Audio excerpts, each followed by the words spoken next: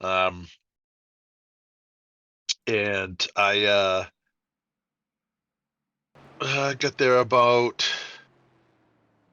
it was 11 o'clock when I got there. Maybe even maybe a little bit earlier than yeah, no, it was about 11 o'clock when I got there. I met them at the Hall of Fame. So which is about an hour from Hickory, where my yeah, 13 makes sense. But Mm, I stayed up all night driving, did yeah. the Hall of Fame, then I went to the track, stayed up at the track, and then we went drinking after the track. Oh man. So I was on like 30 hours, no sleep, plus Sheesh. drinking moonshine in the back of a van behind the race shop. So it was a good time, man. How are you still It was alive? a blast. Jeez. Well, you ask everybody that was there. You ask everybody that was there, and I was hurting on Sunday. I was hurting on Sunday. So, uh, yeah, Sunday was ugly. Oh yeah. So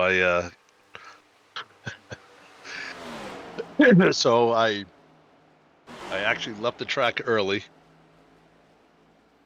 Like I said, halfway through the race, I had to get a good night's sleep to drive home, and got back to the hotel room. I don't know. I can't even. It was fairly early. I stopped at Waffle House, which is right up street from the hotel. And Waffle House solves everybody's problems. Yeah. And went to bed fairly early. Woke up the next morning at 5:30. Took a shower, checked out, and headed home. Man. So it was a good. Yeah, it was a good time. It was took me 14 hours to get home because I took the long way. I avoided Route 95, went through Connecticut, a lot better. So we're not live, are we? Yeah, we with that said, we're live back here on the Crown Jewel Race Network. We're just getting a bit of an insight to the week off. Some of the drivers traveled down to Charlotte Motor Speedway and had a meetup. So sounds like you all had a great time. But yeah, we were just watching the qualify and listening to you tell your stories. But I didn't realize that was live. I thought that was just us talking. sorry about that. I didn't know where to cut in, but I switched it over like at the very end of that stuff. But yeah, it looks like we have the field set. We can go ahead and get the grid up. So started on the pole tonight, Stephen Carlisle with a time of 29.046. P2 Hunter Bogdan, P3 Corey Mott, P4 Joe Wright, P5 Josh Stoltz, 6th place Tyler Bellinger, 7th place Zach Johnson, 8th place Caleb Carter, 9th place Noah Hunt, 10th place I can't talk, Hayden Higginbottom, 11th John Connor, 12th Michael Deitch, 13th Ted Lisby, 14th Jonathan Liger or Ledger, 15th Cameron Romano, 16th Joe Gibbons, 17th Jim Mott, 18th Caleb Sheets, 19th Mr. Vasquez. I think he hit the wall because normally he doesn't start that far back. 20th Tyler Krozak. Yeah.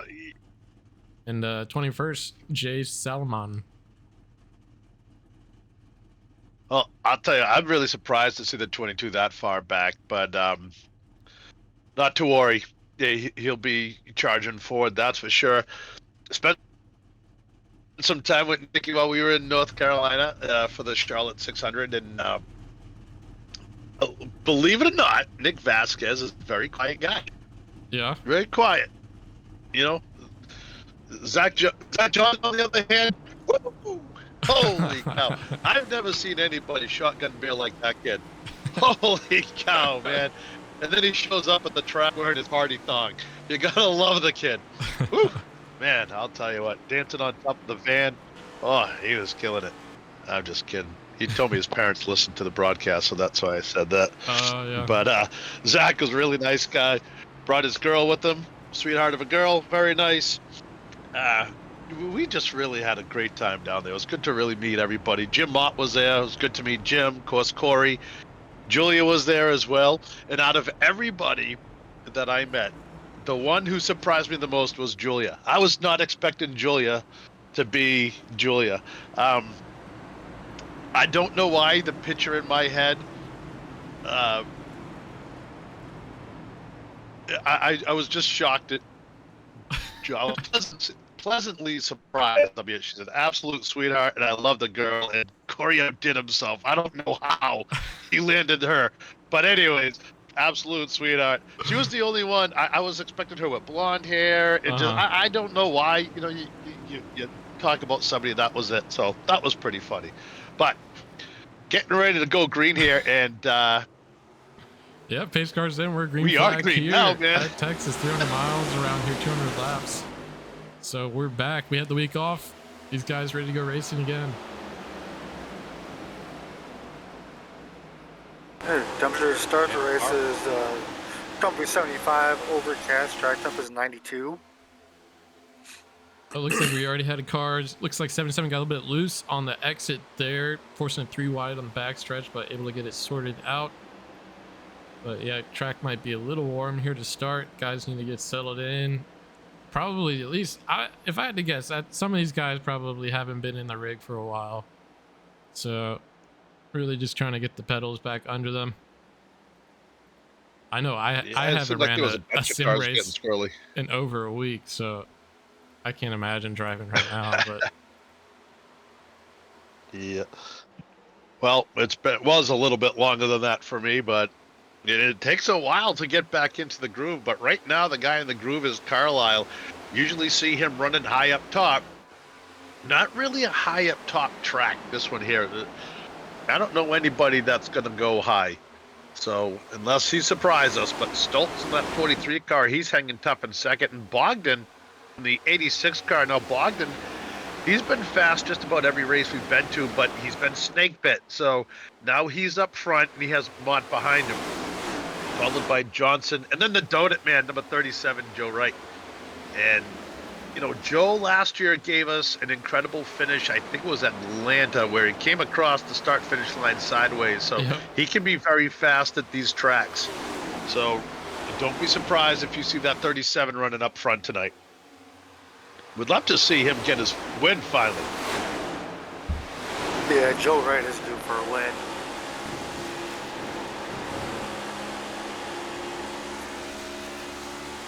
I think he has donuts in the car. Oh, guaranteed he does. I feel like if I'm like boiling hot in the race car, like 125 degrees, I don't want a donut. I want like a snow cone. I'm sure he has one of them also. Donut flavored ice cream.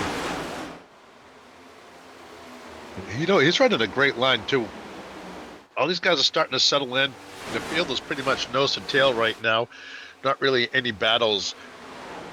It's the beginning of a long stage, 45 laps, 200 miles at this track. As you see cars going 2, almost 3 wide right there. You see one car drifting way up. Yep, you gotta be careful not to get tight off of 2 here. Really chew up that right front. Have a bad time later in the run. I didn't see who that was, what car number it was, but they got way up high, and luckily they were able to keep it off the wall. I believe that was Higginbotham. Keeping an eye on the lap times. I haven't seen Carlisle run the fastest lap once. I've seen Stoltz, Bogdan, Mott all run the hottest lap, but Carlisle's still out front. I think it's probably a little bit of draft, but the fact that he's still in the lead, not running the fastest laps, he's not pushing the car the hardest. That's a good way to start the race. So you see Stoltz here start to really creep in on the 88, looking to get a move done, maybe steal the lead here early in this first stage. He's going to force him up the track a little bit. And he's going to be side by side coming down the back stretch. Actually, just on his quarter, though, he's going to have the entry there. He's going to undershoot the 81, slide up in front of him, clear, and Carlisle is going to give up the spot as he often does, but he sticks around and definitely shows speed and later in the run. That's something about Carlisle. he always knows when to let someone by, not to chew up his stuff. So always a very, very tactical, strategic driver. Carlisle, one of the nicer guys in the group, helped me out with my setup and stuff when we were at Talladega. Unfortunately, that didn't end his plan. But, you know, like you said, he's smart enough to just not push his car. He just wants to stay up in that top 5 and just absolutely just ride it out to the end of this thing. He's going to be a contender. So isn't that 22 car. You see him starting to creep up now. He's already moved his way up. Yeah, And he's in 8th spot right now. Yeah, Nick Vasquez, he started, I believe it was 19th, up 11 spots. So already big moves by the 22 machine. Yeah, those tires screeching. Little bit of a right turn right there at the end of that thing, but not too much. He's not the only one. I think a lot of these guys are starting to fight a little bit now. Cars have been around the track. Oh man, did he get a run there? Yep. Wow, he did. That's how you pass here. He just came off that corner and drove down underneath him, and he was full throttle driving past Joe Wright. And there's nothing he could do about it. Now he's looking up towards the 45 of Zach Johnson. Johnson's another driver that Johnson's probably just going to let him go by too. It looked like Vasquez might have gave him a little bit of the chowder there and sent them up the track a little bit. Couldn't tell if they actually touched, or I saw the 45 get a little squirrely. But that 22 car is on the move. He's trying to catch up to Stoltz and Carlisle. Bogdan's been just kind of mellow out. He's just riding this thing out. He knows what he has for a car now, and he's just chilling back there in third spot.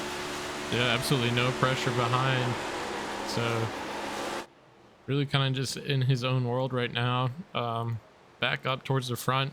Stoltz has pulled about half a second lead over Carlisle. So after that earlier pass, Stoltz has hasn't checked out completely, but definitely running good pace. 14 laps into this first 45 lap stage, and we're seeing the cars start to spread out just a bit. So Corey Mott is now getting worked on by the 22 machine of Nick Vasquez. So Vasquez looking for 5th spot here, and man, he's covered a ton of ground fast.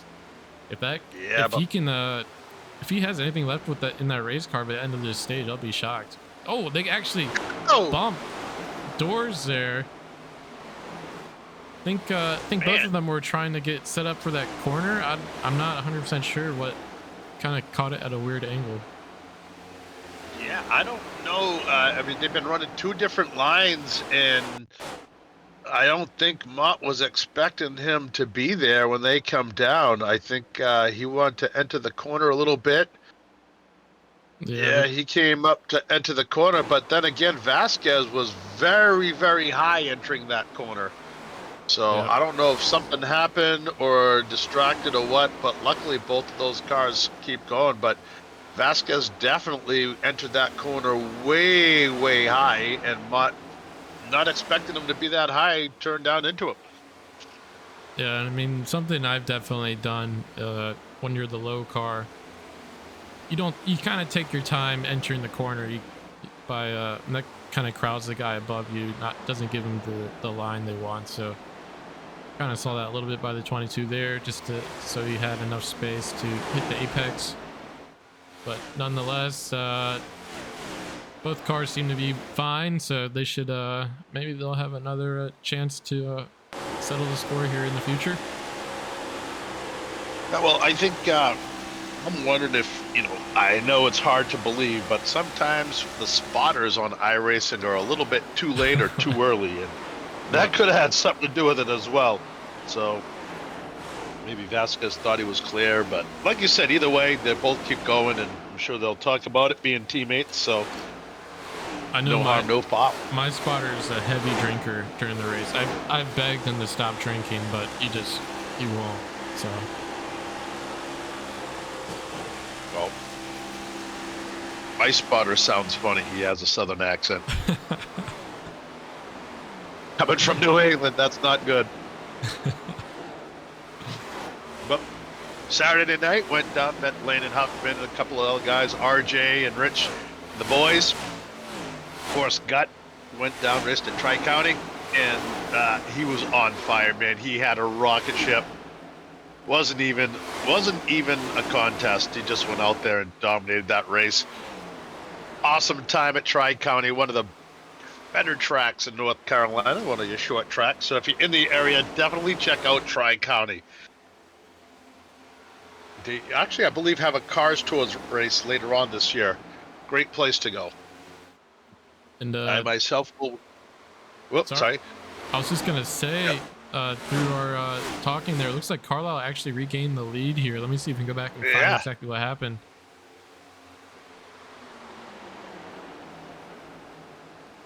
So it looks like lap 17. I believe the 43 might have got a little bit loose running that low line there. Yep, see him try to collect the car that allows that 81 to drive on the outside there. It looks like Carlisle was already starting to reel him a little bit. Reel him in anyways. Yeah. So maybe his car started to go. Either way, Carlisle back up front, Stoltz second, Bogdan still chilling in third. He's just letting these boys fight it out, and he's just waiting for the end of this thing. He's going to be hard to handle, but look who's behind him and closing fast, Vasquez. And we are just about halfway through this first stage, and how many laps can they do before, what is our pit stop window? If I had to guess, probably around 60, 65. That sounds about right. That's normally what it is for these, what is this, mile and a half? Yeah.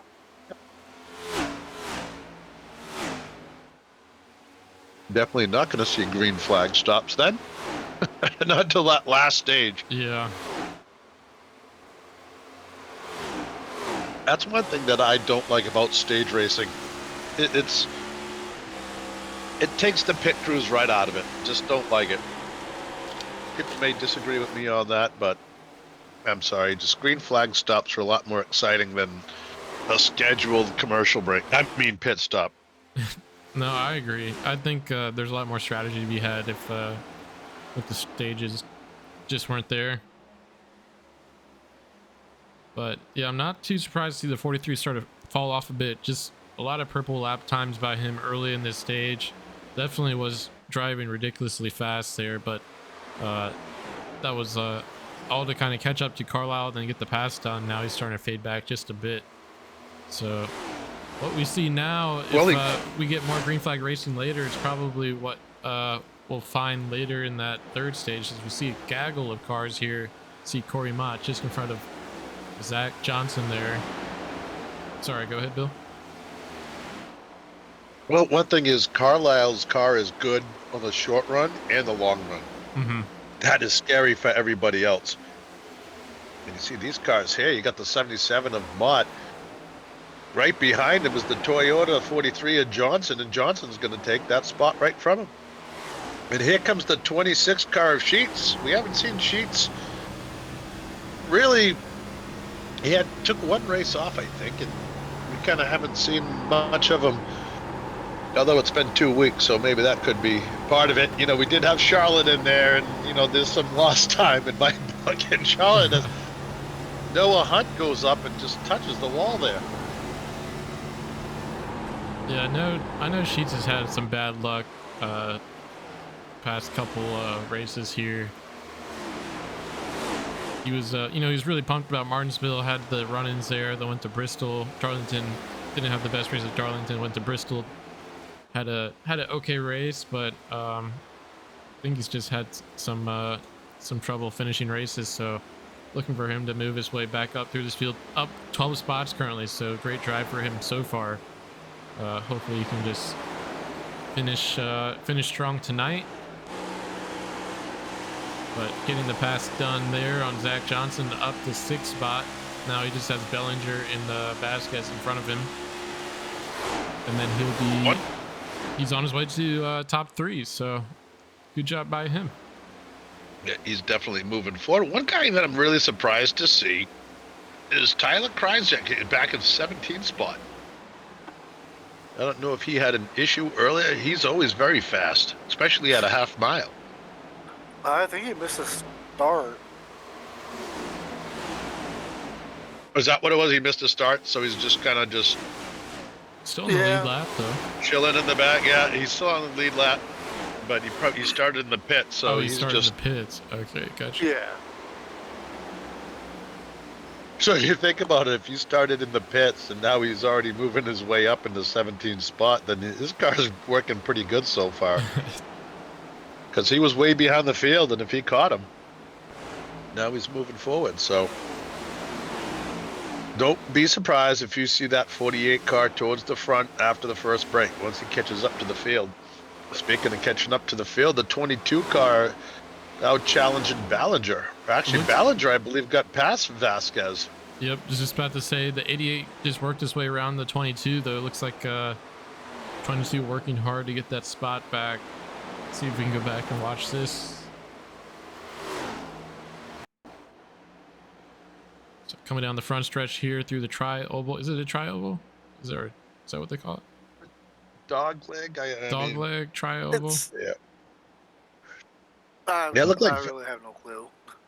It looks like Vasquez just kind of let him go by there, kind of saw him coming and didn't want to bet it. Now, Vasquez, he worked his car pretty hard coming through the field, and now he's starting to give it back to Ballinger right now as he comes charging forward and gets right back up on him, and now they're closing up on Bogdan. Yeah, Bogdan has heavy damage on that front right side. I think he might have gotten to the wall, but yeah, we saw him kind of in his own world there in P3, but hit the wall. Looks like he's starting to fade back to these two.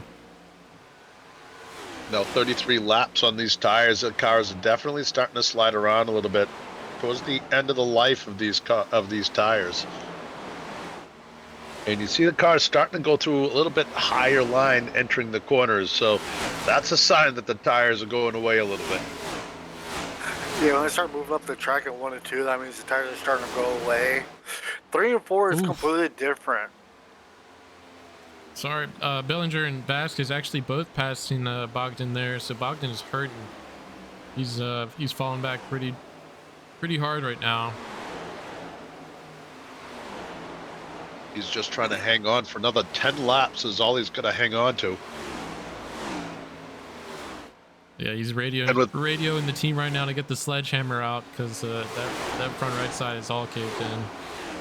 Well, hopefully it's not too much damage. If he's still running the speeds that he is running slower than everybody else, but he's still running pretty decent speed. 10 more laps, he can come in with everybody else. He's probably going to drop a few more spots during the pit stops to repair that, but then he's going to be good to go, and he'll fly right through the field, especially as fast as he was early in this race. Joe right there starting to slide around just a little bit as you see that Toyota get a little bit squirrely midway through that corner. Yeah, we got some tight battling here for top 10 as we come across the line. See Higginbottom getting the wall just a bit. Seems like the car should be okay, though he has a little bit of a scuff on that front right side. Just any damage to that front right, it's going to make you tighter than you need to be coming through 1 and 2. And that's exactly what happened there as we saw him slide up. And that's going to allow the Donut Man to get underneath him. Yeah, it looks like Corey Mott just worked his way past the 45. We saw the 45 work underneath the 77 going into turn 1 earlier. So a lot of comers and goers in just this quick 45 lap first stage. It'll be interesting to see how these guys' cars progress and what adjustments they make for the second and third stage. But Johnson's still there on the 77 actually. So you see these passes happen. Sometimes it's just a mistake made by the guy in front and they actually still have the pace. But we'll keep an eye on this. Well, these guys are running such close times to each other, like you said, and one little slip up, and it's going to make it look like the other guy is a rocket ship. And now you see the 45 trying a little bit higher line, maybe trying to drive around him. Don't know if that's going to be your answer right now, because Mott comes off that corner nice and straight. And we see the 88 Bellinger go underneath the 43, so he's up to P2 now. We saw Stoltz with the absolute rocket ship early stage. He was running fastest times for numerous laps. Now he's falling back to P3 now. So at one time was first place. Now he's falling back to P3, and we'll see if he can hold on to the podium for this first stage here. Well, we've had almost 45 green flag laps, and that's going to take a toll on your tires and everything about your car. As Vasquez just barely makes it through, and he's going to go under the 43 of Stoltz. Yeah, so 22 absolutely wasting no time there to get the third position for this stage. Lap 40 complete of 45 in this first stage, so just a handful more laps here, and we'll have our first caution. No wrecks yet. Surely I didn't just jinx it, but so far everyone's been doing a good job of minding their P's and Q's. Let's see if anybody's going to money shift.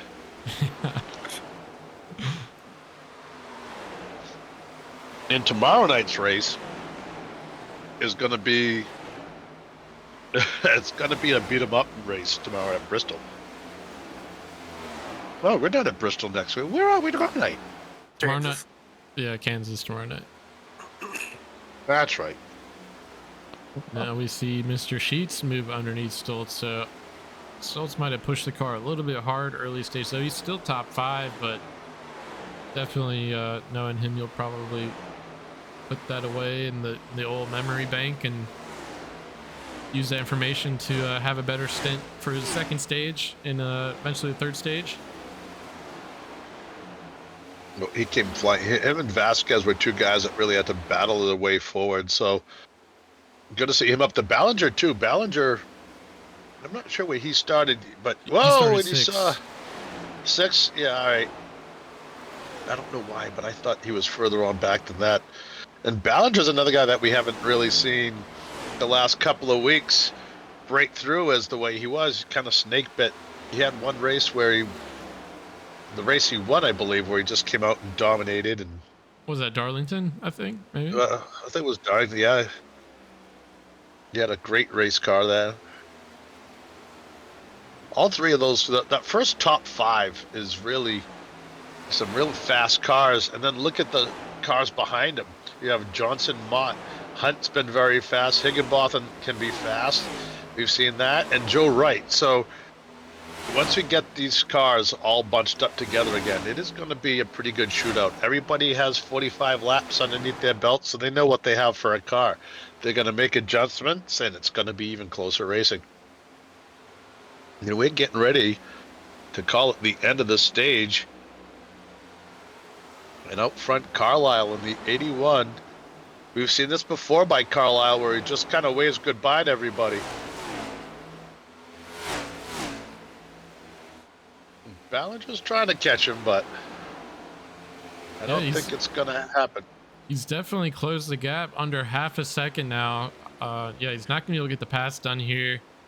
We're going to end the stage, but great drive by Bellinger starting P6 to drive up to the 81, basically going to run out of time on this first stage. But a couple other big movers, Caleb Sheets in P3 now. I was able to get the pass done on the 22, up 15 spots.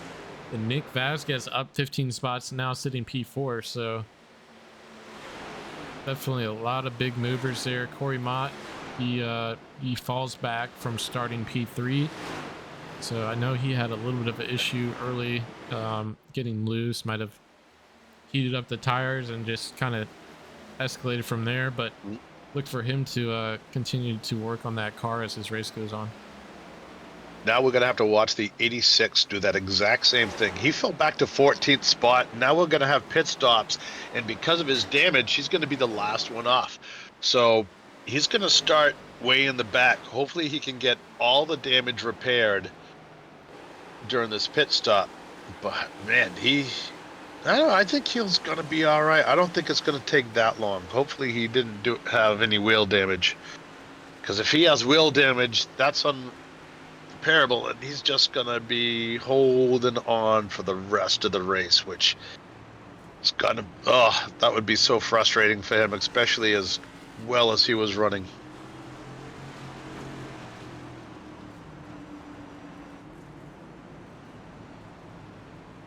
So we should see everybody coming for the pit. Looks like we are all in. There was no late cautions for people to try to jump this stage. So yeah, everybody's coming down, and this is where practicing your pit stops is important. And I am one of the worst people for that. So you better have your stuff together, or else you're going to lose a bunch of spots, especially with the way everybody's been racing.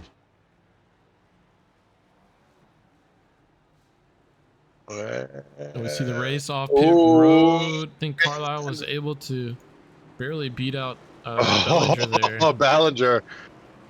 Yeah, Vasquez beat Johnson out. Sheets out in third.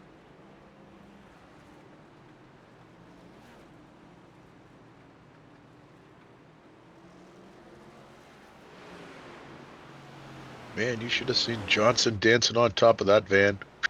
Man. Oh, wow.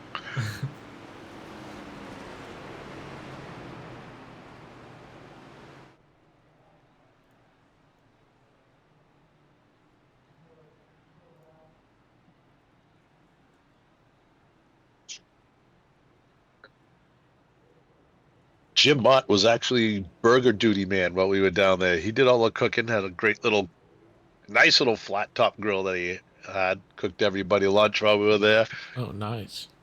Yeah, it was a real good time.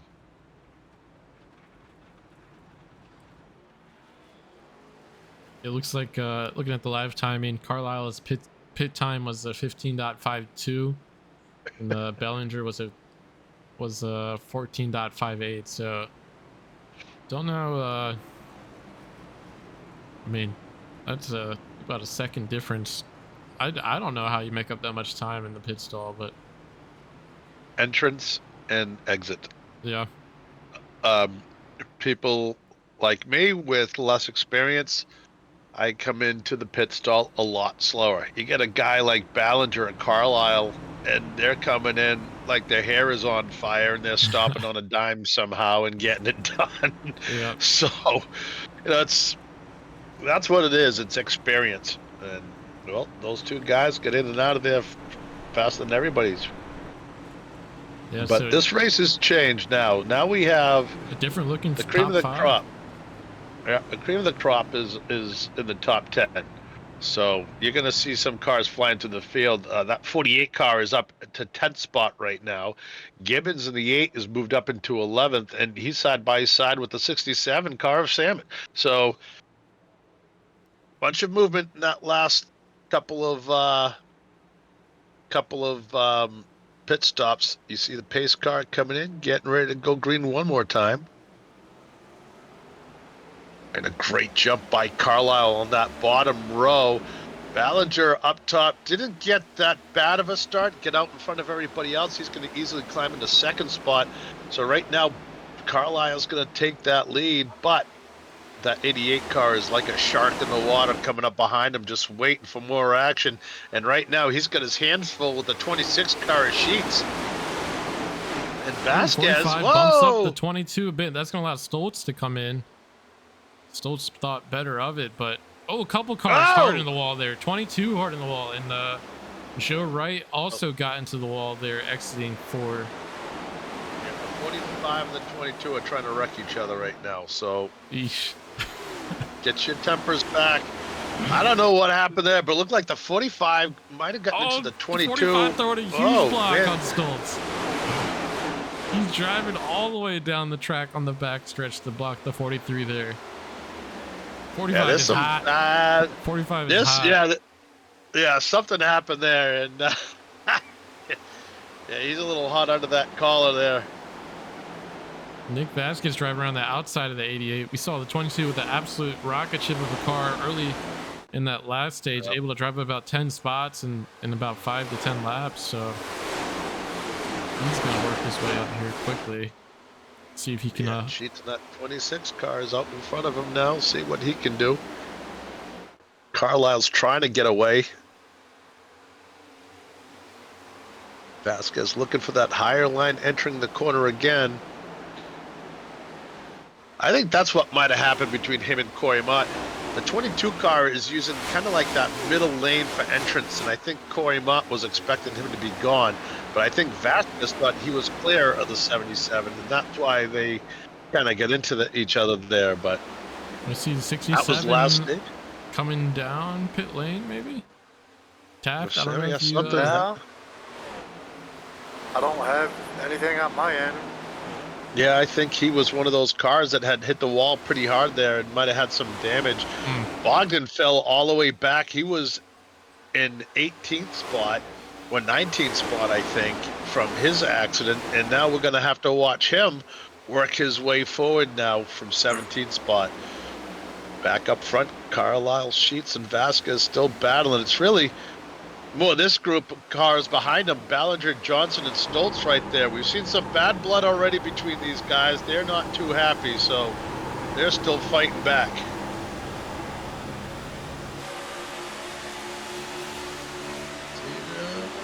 Man, they are getting real close to each other. And you see, Stoltz has a pretty good handling car from what we just saw right there. We didn't hear that much tire squeal, and he's running a great line.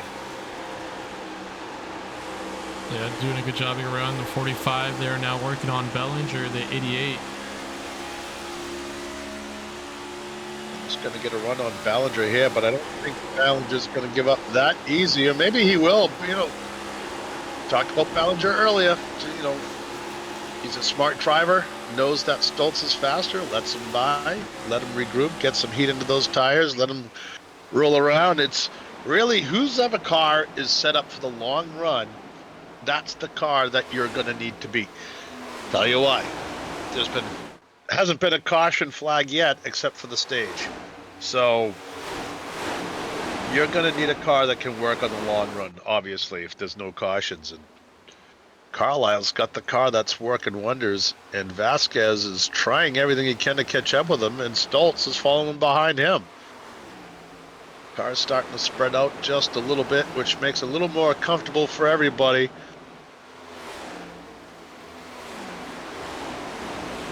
Stage 2, 13 laps already into stage 2.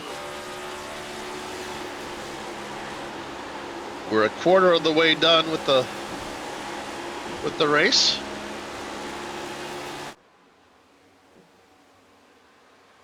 Man, these guys are ripping some laps right now.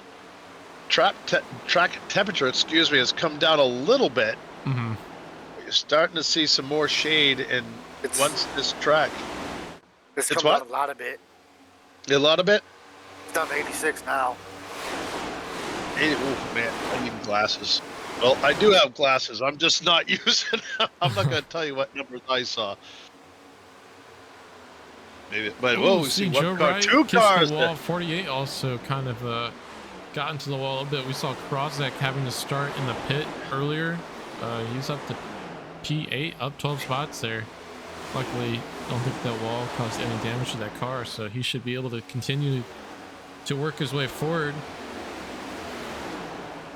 Now, one thing I'm seeing out of that 48 car tonight.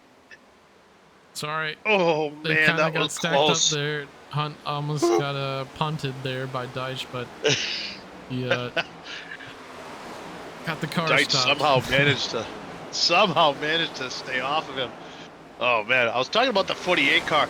He's showing some patience tonight. We know he's been fast. We talk about him just about every race. The maturity level that he's shown this year, the speed he's shown this year. And now you see him started way in the back of the pack and is now just slowly and methodically just kind of taking his time and picking off the drivers that he needs to pick off to move forward. So right now in 8th spot, looking for 7th. He'll be towards the front, a lot closer to the front by the end of this thing, that's for sure. You know, he has a good car. If he was able to catch up to the field and then move forward from there, he has a decent car. Just the patience that he's showing right now as he works on the 45 of Johnson, trying to get underneath him, and he's going to get the position, enter in turns 1 and 2. He's going to have the preferred line. Johnson working that higher line, able to stay alongside with him. They come off the corner side by side down that back straightaway. And the 45 is able to, oh man, and then the 48. Oh, I don't know man. if he mistimed that or what, but he gave him the chowder and right in the back of the 45 right there. And that's going to allow the 35 of Hunt to sneak right underneath there. Yeah, I think 48 saw that inside lane as his there and did not expect the 45 to come down the way he did, but definitely almost a bad wreck there. Definitely wasn't intentional. If that was intentional, that 48 car wouldn't have gotten squirrely from hitting the brakes. So as you see the 35 car of Hunt going up and touching the wall there. Yeah, back up to the front now. You see Stoltz up to P2. Let's see if I can take a look at the live timing here. Stoltz has got a rocket ship, I think, but Carlisle is he's extremely strong. I think Carlisle can do whatever he wants. He has about a 1.5 seconds lead. Don't know if he's going to want to get any bigger. He's probably running fairly conservative. But I mean, the way he's letting off into the corners is telling me that he's not pushing it all that hard. Yeah, I think while all these other drivers took the week off, we're getting a little bit lazy, a little bit complacent. I think Carlisle was in the lab all week. When you run with a group of guys, the same group of guys week after week, you get faster. One of the other groups that I run with, we run the same track for 13 weeks, and then it switches up. We do a short track racing. By the end of that 13-week period, the field is so close together in qualifying. We had 12 modified show up, and we were all within like 0.3 of a second in qualifying. It was the greatest. I finished like an 8th spot or something like that. I was like further back in the field. I was so happy to finish 8th spot because of how fast everybody was. So much fun. You see the 22 trying to get around the 88 on the outside, and he's going to take that position. Well, not yet. Ballinger's not done yet. He's going to fight back. He must have heard me talking. Oh, he got a little squirrely there in the 88 car, and that's going to allow Vasquez to get that run on the inside. But that 88 car is not easy to pass. Yeah, definitely doing a good job of making it a hard pass for the 22, but 22 able to get it done after about a lap and a half there. But, oh, 88 into the wall a tiny bit. Seems to be okay, but gotta be careful coming off 4 there. That wall just sneaks up on you. It's like Charlotte and all these the same like these cookie cutter 1.5 miles. Right. Very easy to go up and touch the wall coming out of turns 3 and 4. And you see right there the 8 car getting a little bit squirrely again, a little bit of a right-hand turn coming off that corner. Stoltz now has his mirror full with Vasquez. Yeah, it looks like Stoltz passed Vasquez about 10 laps ago for P2, so Stoltz definitely starting to waver just a bit, and 22 car now back up to his bumper. Now you see Caleb Sheets working on Bellinger. Sorry, go ahead, Bill. Well, you saw the 22 car. He kind of had to chicken foot it a little bit coming out of turn 4 right there. A little bit squirrely. And you know what? That's what happens when you're 27 laps into a 45 lap run. 22's tight out of 2 there. Able to get momentum back down the backstretch, but he floated up a little high. Might have some dirty air from Stoltz. Definitely. I don't think the tire wear would. I mean, we're starting to see a lot of cars getting squirrely coming off the corners. That is for sure. Seeing a lot more cars touching the wall, but I'm not sure what happened there. Something, he went in and he got real tight. I don't know if maybe he got the rear tire real hot that lap before where he was all squirrely and sideways, or what. Oh, somebody almost just wiped out hardcore from touching the wall. There it is right there. Stoltz gets real squirrely coming off the corner, almost loses it coming to the tri-oval, and that's going to allow Ballinger in the 88 to go around him. Now that was a close call. Sheets really struggling right now.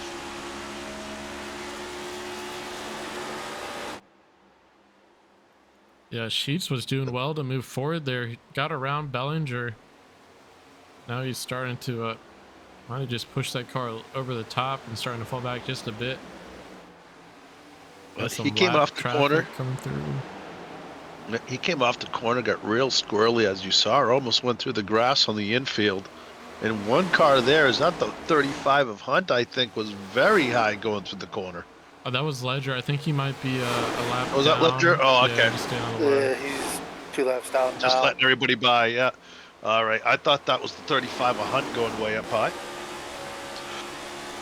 And John Connor has kind of snuck up to these top heavy hitters here. He's riding pretty in P6 here, kind of watching the battles in front of him. See if he's able to capitalize on this good positioning here. About 15 laps left, 14 laps left now on this second stage. But you see these guys juking it out. Go ahead. Like you said, he kind of just snuck his way up front there. We haven't talked about the 97 car much. Then all of a sudden, there he is battling for the top 5. And he's actually, I mean, so you say battling. I think he's doing a good job of letting the guys battle in front of him and use up their stuff and kind of just biding his time until he can pounce on these guys once their tires are used up. As we talked about, the key is going to be that long run. Who's going to have the car for the long run? Stoltz touches the white line there, gets the car a little bit upset. That allows the 26 of Caleb Sheets to go along the outside of him, take the position. Now Stoltz is starting to fade just a bit.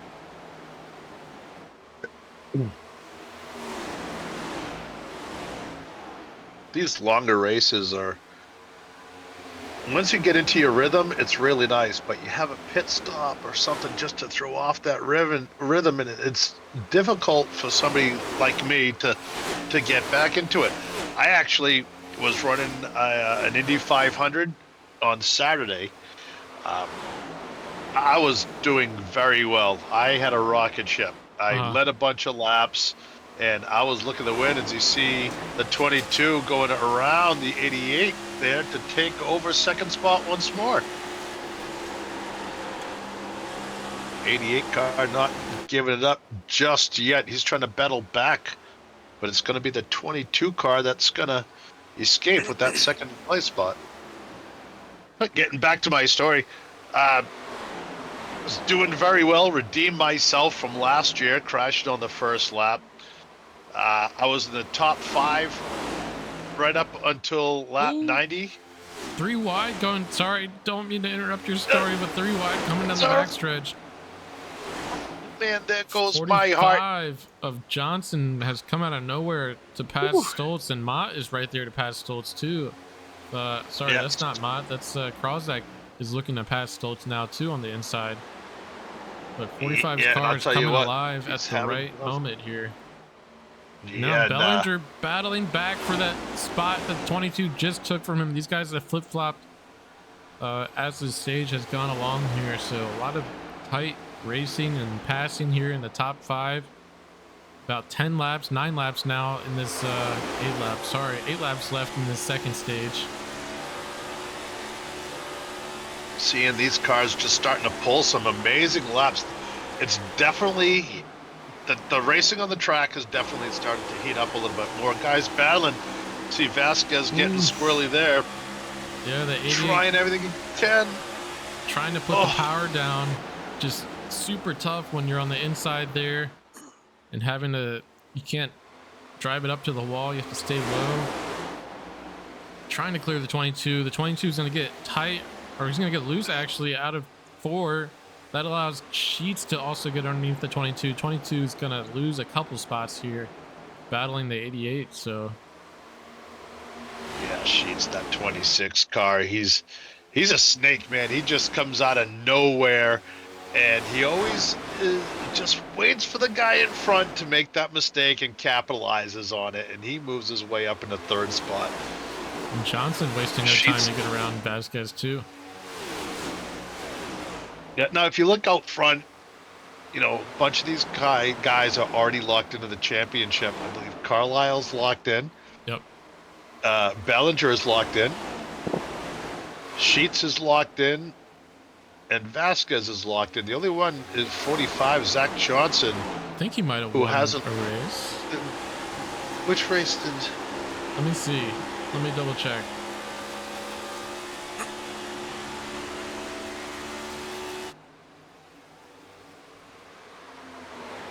Yeah, Zach Johnson has a win.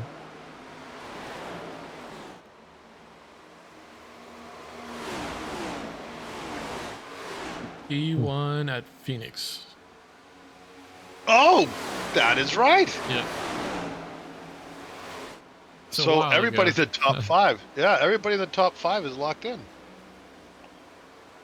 Yep. Now we see Krozak, though, who's not locked in. I don't believe he's won a race.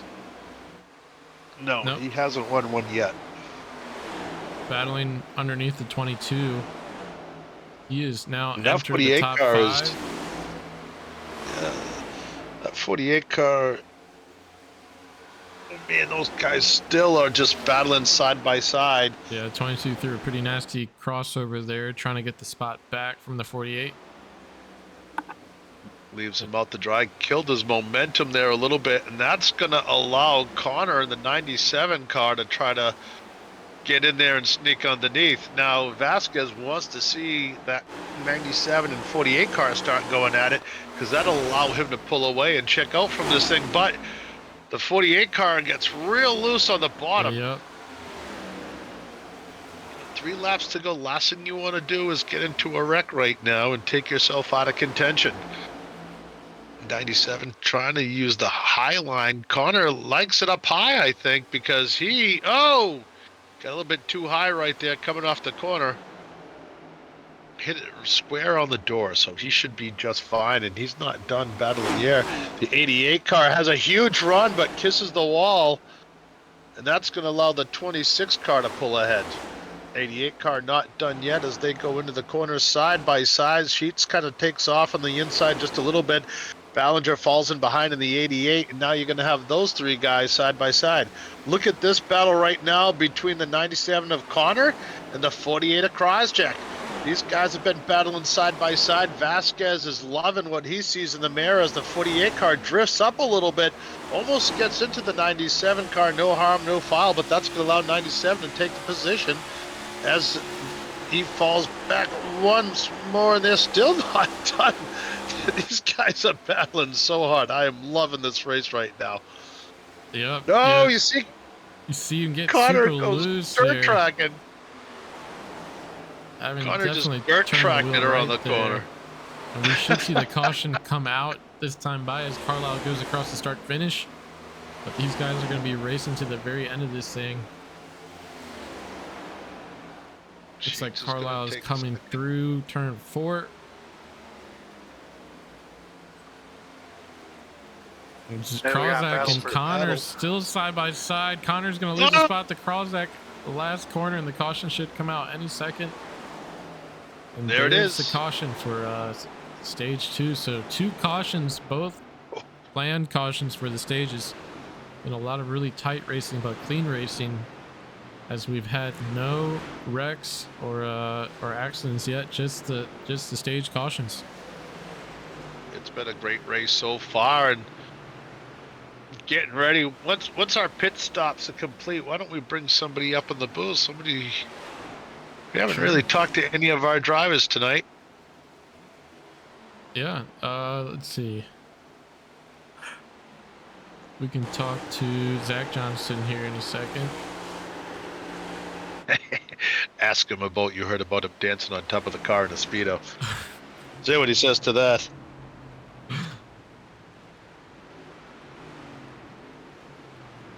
The golden boy, Zach Johnson.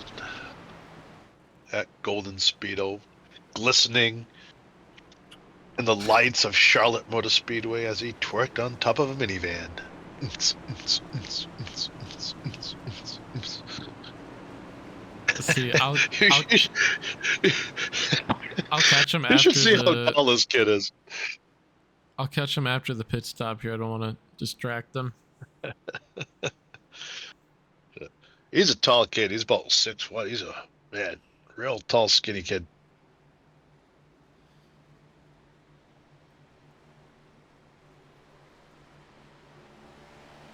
See, 22 Really overshoot was. his stall a little bit. Vasquez overshot his Yep. stall, and Carter, John Connor also. Bellinger also overshot his stall there. So several mistakes. Let's see how they shuffle out here. 45 getting out before a lot of his competitors here. Johnson actually going to take P2 from that Wow. pit stop. Carlisle coming out P1. But a couple of Vasquez, the big, mistakes. he's going to drop down. He's going to lose a couple of positions.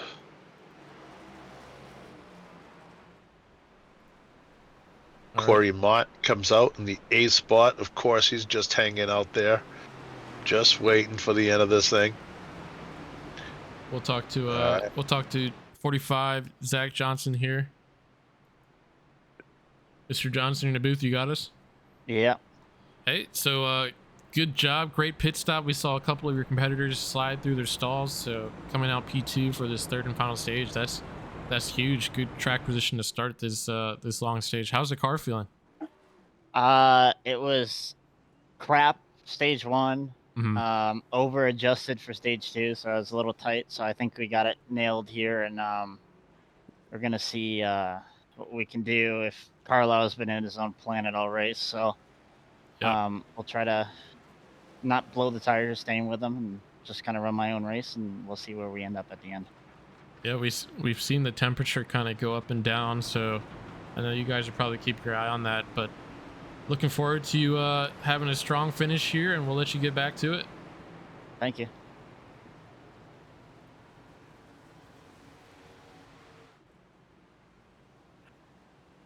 Getting Where back in is the car. that channel? There it is. There Okay. he goes.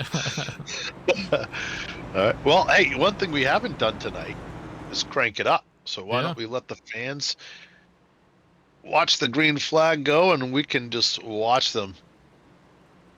When That you we hear can these do. cars wind up, when they all jump on the loud pedal together, Uh, the roar that it creates is just absolutely incredible. That was one of the great things about Charlotte. The seats we had were absolutely incredible. Great job by Corey Mott and everybody there who put that thing together. And man, when they come off that turn 4, that pit car comes in and they jump on that loud pedal.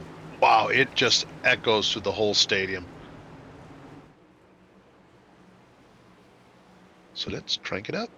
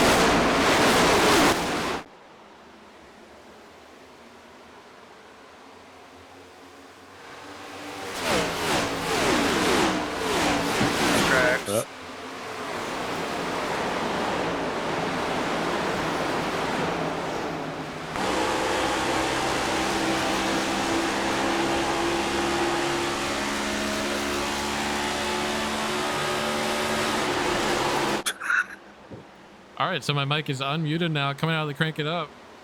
Looks like we have a 1x1 for the most part in this top 5, top 6. So we had a report of the fastest lap of the race. Who ran the fastest lap? Tyler Crosscheck. He's got a 29.364. The next fastest was Stoltz with a 3.68. So Wow, you can't even by blink that 4,000. fast, but wow. 48 wheeling that thing. Look on the inside of the 45 here. He's going to get a pass done on Zach Johnson, who we just spoke with. Johnson mentioned not driving the wheels off this thing early, so might have allowed that pass to get done a bit easier than 48 expected, but still doing a good job of running his line. Moving back a little bit. We have Stoltz, Sheets, Connor, and Vasquez here.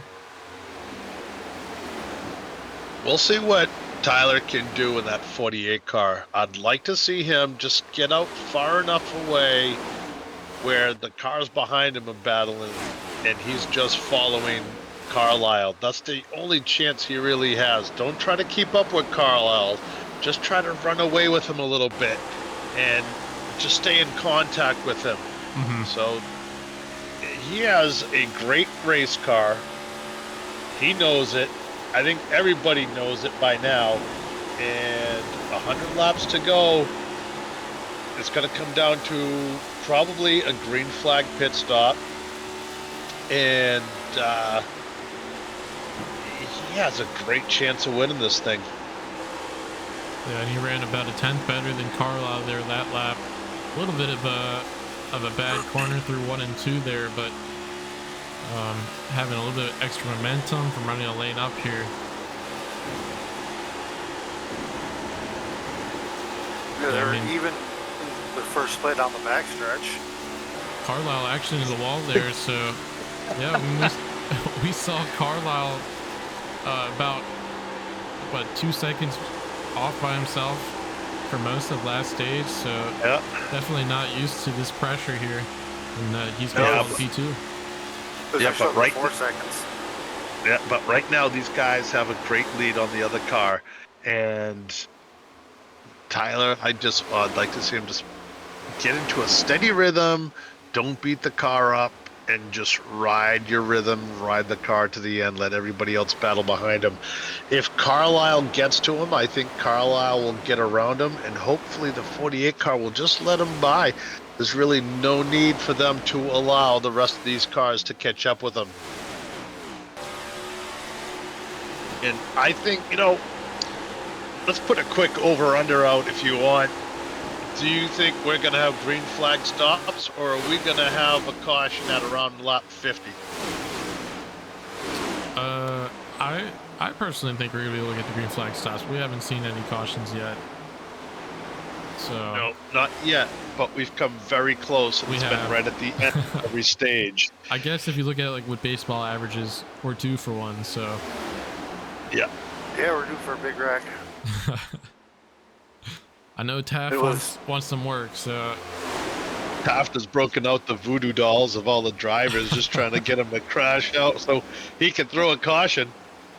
It was Stoltz and Sheets driving side by side like that have been. It's just letting Carlisle and Crosscheck drive away. Yeah, and that's It's- exactly what they want. Yeah, and it's just holding up everybody behind them. see Vasquez jump down behind the 26, pushing him through the corner there. It's going to give him good positioning on the 43 coming out of turn 4 here. He's going to be able to take the spot from Stoltz. Now riding behind the 26. Mooresville, North Carolina. Have no idea where that is. Never heard of it. But Oh, Mooresville is a great area. yeah, Not far from Hickory.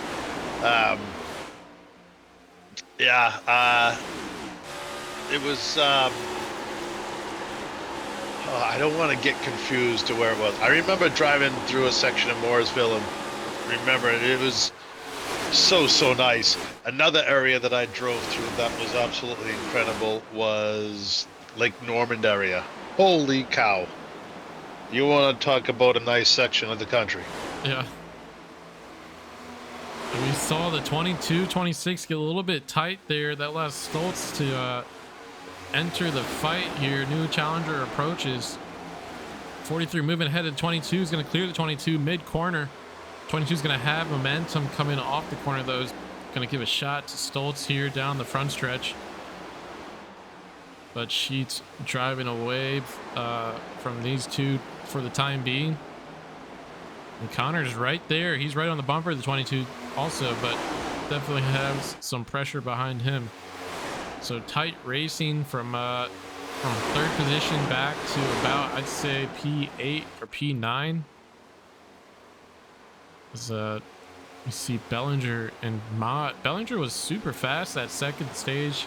Surprised to see him back here. Might just be saving his stuff and looking to move forward later in this run here, but we'll just have to see how the 88's night goes. So he's working on Mott here, looking underneath the 77 Chili's machine. Now, I believe that Mooresville was right near Lake Norman, or it was fairly close to it when I was driving by. I remember that whole area. Look at this. I believe. Sorry. I could be wrong. Sorry, Bill. Look at this. 81 actually just passed Krozak back for the lead. So we saw Krozak able to get around the 81 for probably about 5 to 7 laps there. And Carlisle now back up to the lead. So good discipline, good patience by the 81 machine. Also great discipline, too, by Tyler, just letting them, instead of fighting, just kind of letting it happen and just kind of stay close. Yep. I would really love to see Tyler come out with a victory.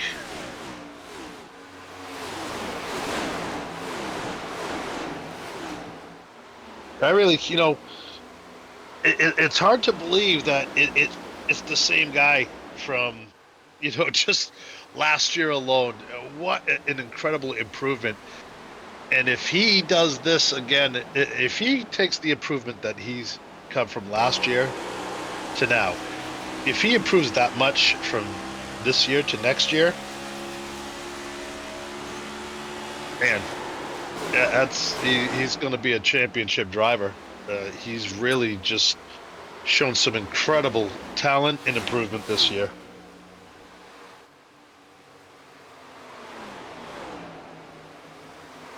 Yeah, he's just kind of staying in contact with Carlisle. And Sheets is not really...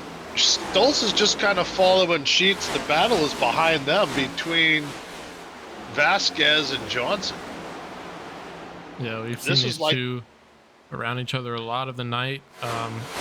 Remember, we talked to the 45. He said he's going to do his best to save the tires early, so watch for him to try to move forward here as this third final stage continues. Now, if this race goes green to the end, when are you going to look to pit?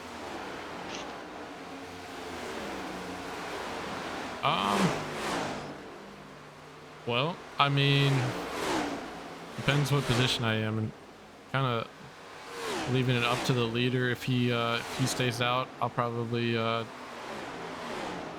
think about undercutting potentially, depending on how large the gap is. But normally, I mean, the other weird thing too is that there has been a lot of cautions. Like when you're thinking about pitting on a green flag run, you're thinking about, I want to stay out in case there's cautions. But because there hasn't been any,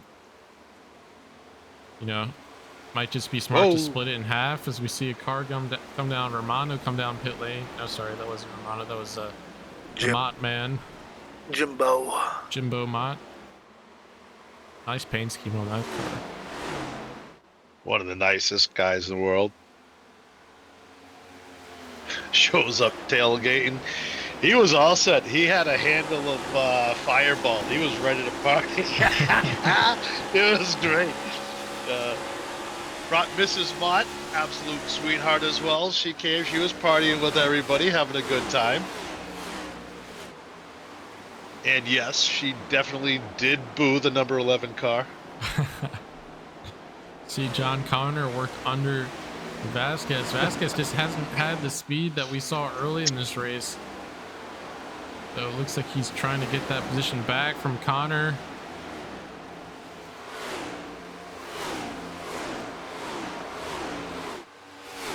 Oh man, they are just flying around. I can't believe the speeds. You know, I gotta check my notes because I do have it written down downstairs. I would like to know what their time difference between my fastest time at this track and their times that they're running now, even after running, you know, on older tires. They're still running a lot faster than I am. These cars, I don't know what it is about the Cup cars. I'm just horrible. C22 gets into the back of the 88. Don't know if he actually touched him, but he was right on his bumper there. Yeah, they were girls to gas holes, no doubt. The 22 car was just trying to rub a bumper sticker off the back of the 88. And I don't know, maybe that fired him up a little bit, but unfortunately it killed some of his momentum, I think, and allowed Mott to kind of sneak in right up behind him. Oh, 88 loose through the infield there. See if he can get it gathered up. Able to get it gathered back up and out of the wall. Stay up. Wow. What? Wow. That was impressive. The people at home do not realize how difficult that maneuver was, keeping that car straight. Once you hit, the thing about these cars is the diffuser. The back of the car, you see the diffuser.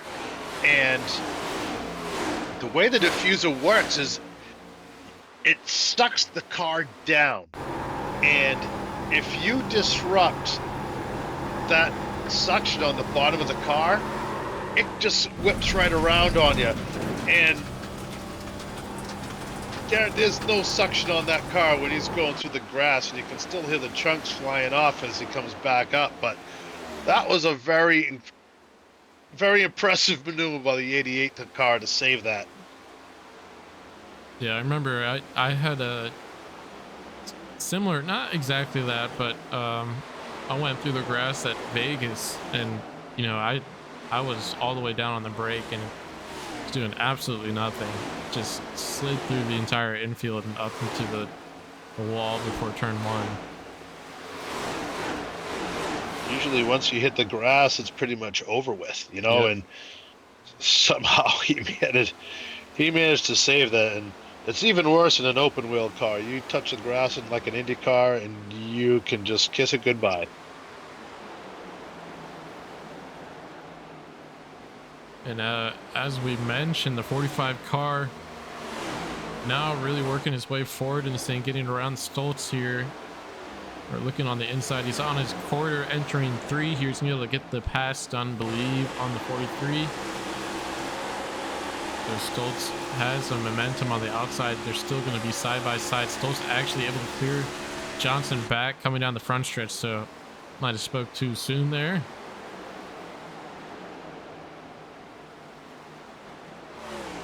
Oh man, he's just, I don't know how the 45 is getting his car to stick on that lower lane with all these laps on the tires. Just done a good job managing that right front. He is just still pretty smooth, and he's one of the few cars that's able to run that lower line without getting loose. Now, he's not as fast as everybody else, but I think that's by design. I don't think that he's pushing too hard right now. He's much rather just let everybody settle in, and then he's going to try to make a run towards the end of this thing. Yep, and he's able to get the pass done. And Connor also looking to get the pass done on the 43. I feel like Connor's just been like a vulture out there. Haven't seen him battle with many cars, but when there's positions to be gained, he's there to grab them. Yeah, like I said earlier, he's been very methodical on all his passes, really planning everything out, and he's ready to strike. Here, 45 can't get the power down. Got a little bit tight through mid corner though. Looks like he's going to be able to get the speed down the backstretch there. So 97 almost stealing another spot there. But Johnson, only a matter of time. For now, still driving away. But now Connor's right there. He's already looking to his outside here. He's gonna have some speed running a lane up here through 1 and 2. So it gets a little bit loose, almost touches the wall there, coming out of 2, able to keep it out of the wall, but losing a little bit of time to the 45.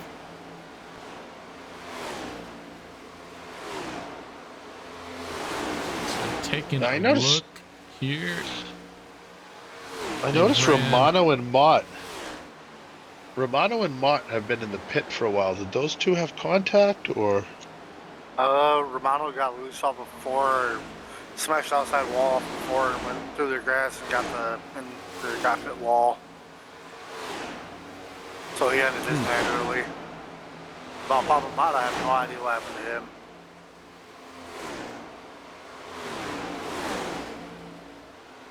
So running about 37 laps, that would leave about 23 laps until they hit that 60 lap window. I believe that's when we'll start to see more and more cars start to come down for the green flag stops.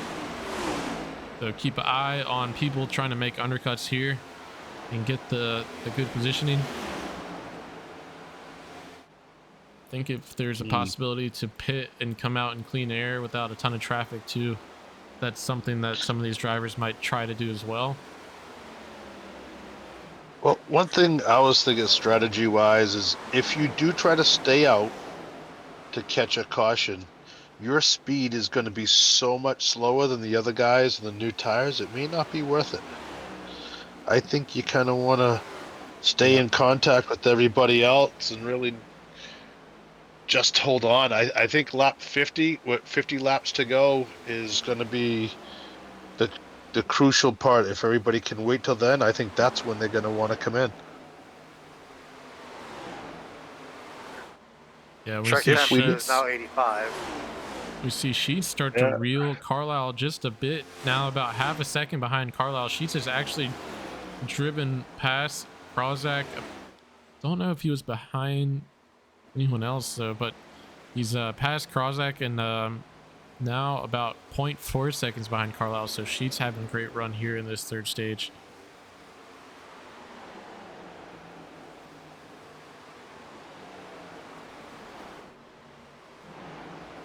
Man, if Sheets pulls out another victory, that's going to make a statement.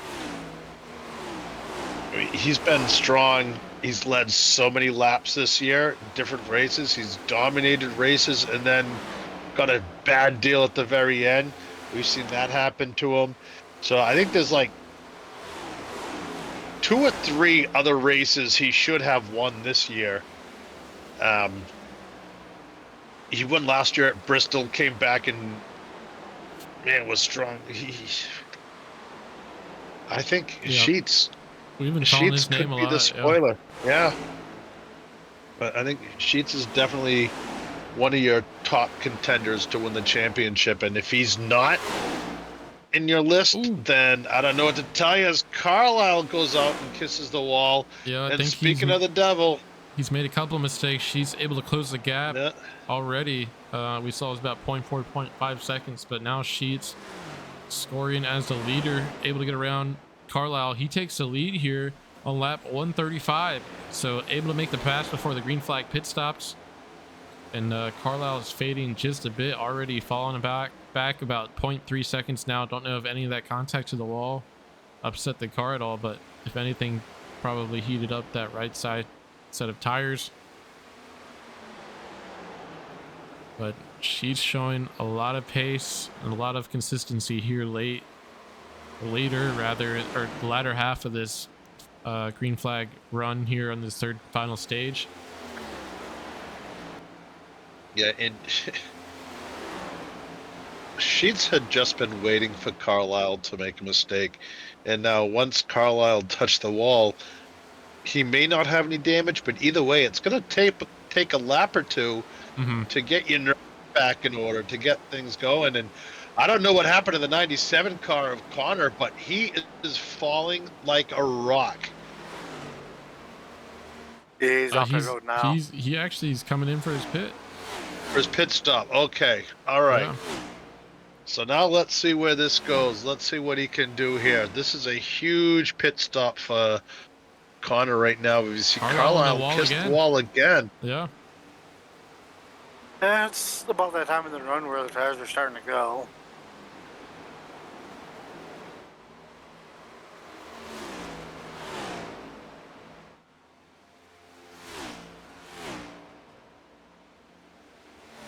Definitely getting more spread out. We saw a lot of tight racing here in the first two stages, but I think this is about as spread out as the field has got.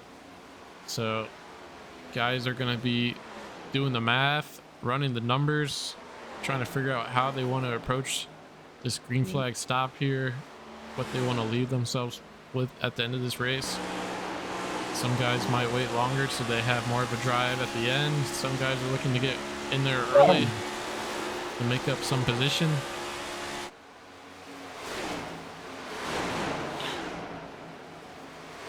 Well, you know, we know everybody has plenty of tires. Oh yeah. So, I mean,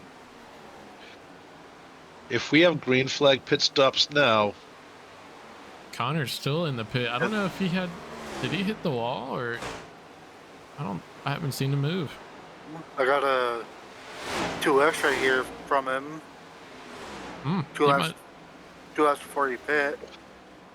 yeah, Sounds he's like going he hit the down 2 wall. or 3 laps here. Yeah, hard. Carlisle Oh, in. such a tough break for him. He was doing having really well. such a good run. Yep. Oh, Carlisle in 81 cars into the pit. We'll stay on board with him just to see how he does on his entrance. 97. We're gonna have to put the 97 car on our to-watch list for the rest of Noah the Hunt's in season. the pit also with him. So 81 car nails his pit entrance, doesn't overdrive. Might have been a little bit slow onto pit lane, but better to be a little bit cautious and to get a speeding penalty or anything like that. So that leaves Sheets as the current race leader. Johnson P2, Corey Mott P3. But we do Vasquez have in. several other drivers. Vasquez, Noah Hunt, as you mentioned, Taft. You know, I have never gotten a speeding penalty on pit road in the Indy cars because of the rev pit limiter. Yeah, so, oh man, that's one thing I wish they had in NASCAR. You know, these cars, I don't know what it is. I just cannot drive them, and yeah. You know, So I have my A license, but I don't know why. You know, I've never got a speeding ticket in real life at all. How real? long have you been driving? Over 10 years. Wow, Yeah. good Corey job. Mott coming in. Mr. Mott Jr. in. Didn't I get all my speed out in the sim, and then I just drive like a grandma in real life. The first time I lost my license, it was because I got caught drag racing on an old Navy air base. It was an abandoned Navy air base, and we were out there drag racing, and Oh, that sounds fun. Zach yeah, they were waiting for us that night, so somebody ratted us out. We got Johnson in. Mott already rolling out of the pit lane back onto the racing surface. Sheets still out. Bellinger still out. Krozek and Stoltz still out.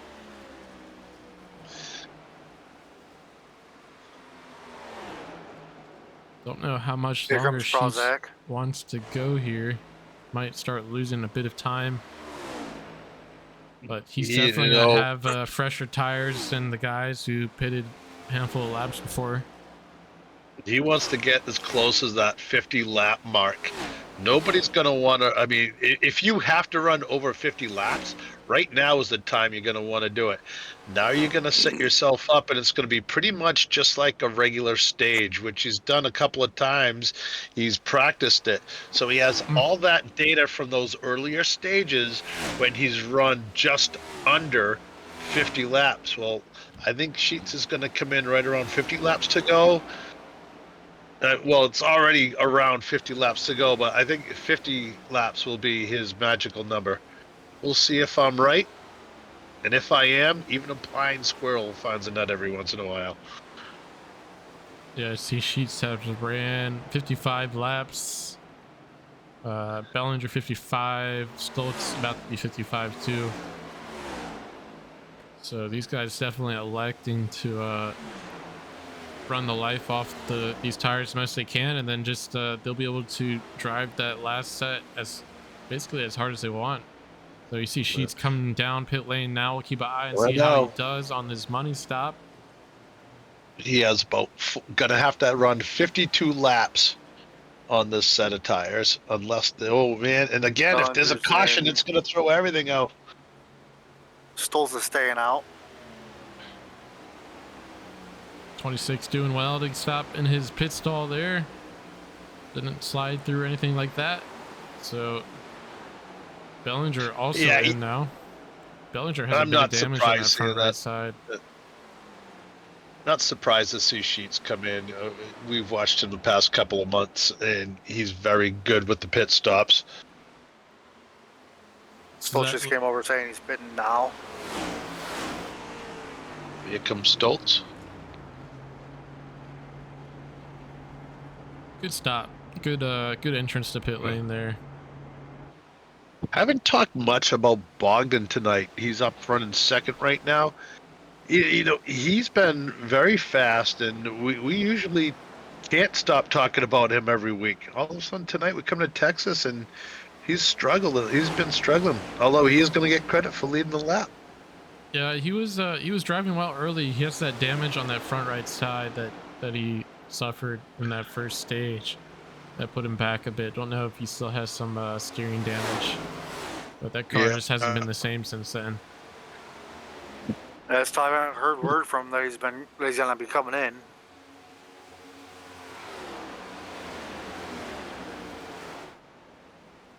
Michael Deitch is another car that I'm surprised to see. We haven't really talked about him tonight that much. So how did Sheets pit after Carlisle? Wait, is my... I think... I've got Sheets running second behind Bogdan. I'm confused, because I feel like Sheets should be behind Carlisle, right? Well, Carlisle had damage, so that took him a little bit longer on pit road. Oh, did he really? Yeah. I mean, his 24-second stop by Carlisle. Yep, you're exactly right. That's the difference there. I'll put him into perspective for you. Noah Hutt had a 14.6 to where Carlisle had a 24.7. Yeah. And Hunt She's had a 14.8. Yeah. Yeah, Hunt spent 40 seconds on pit road. That's from enter to exit plus the pit stop. That's where Carlisle had almost 50 seconds. Yeah. So. Yep. No, you're exactly right. I didn't know Carlisle had damage to get fixed, so he must have slapped the wall a little bit too hard there. That puts him back to P5 here. So he definitely was the class of the field for most of the race. He's gonna have to drive back to the front of this thing. Very interesting shakeups. Now, when did Bogdan last pit? Bogdan last pit lap 92. Stage. So yeah, stage. He's got about a half a track over Sheets. Yeah, I think he's probably very low on fuel. 61 laps on the 86 car, so 62 now. So he should be going down pit lane any moment. That would cycle the 26 to first position, and then Corey Mott, who pitted on lap 143. Bogdan just came over the radio saying he's in this time. Now, do they get bonus points for leading the lap now? Leading the race? They don't. No. Ever since NASCAR went to these stage break races, they don't award that. Oh, man. I cannot stay on stage racing. Same. I miss the best man wins, you know. you can finish second in every single race and still lose the championship to a guy that finished behind you every single race but one. I just don't like that. Was a little bit too deep. I confused myself on that one. Anyways, bring back the old school. Get rid of these cars. Get back to the what gen is this now? This is gen what? 6? Gen 7, 8, 7. Go back to the Gen 6 car. I like the Gen 6 car. They were built like the older race cars with a lot of the safety. We saw Ty Dillon. May not be anybody's favorite driver. I believe it was Charlotte. Smoked the front straightaway fence, ripped the car to pieces, and was fine. We've had a lot more drivers hurt in these cars. We've seen more careers ended in these cars than the Gen 6 cars. So I think they should go back to doing that. I think that was much better racing. That's just my opinion. But, hey, you know, Oh, I don't know what caution's to tell you. Oh, caution is out. That just threw a monkey wrench into everything. Wow. So first caution of the night, trying to see exactly what it was for. Mott and Carter got together. Jim Mott, that is.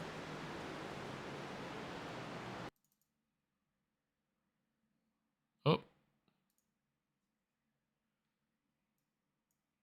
I don't know why it's not playing. Oh, there we go. Yeah, I had a couple cars come together on the front stretch.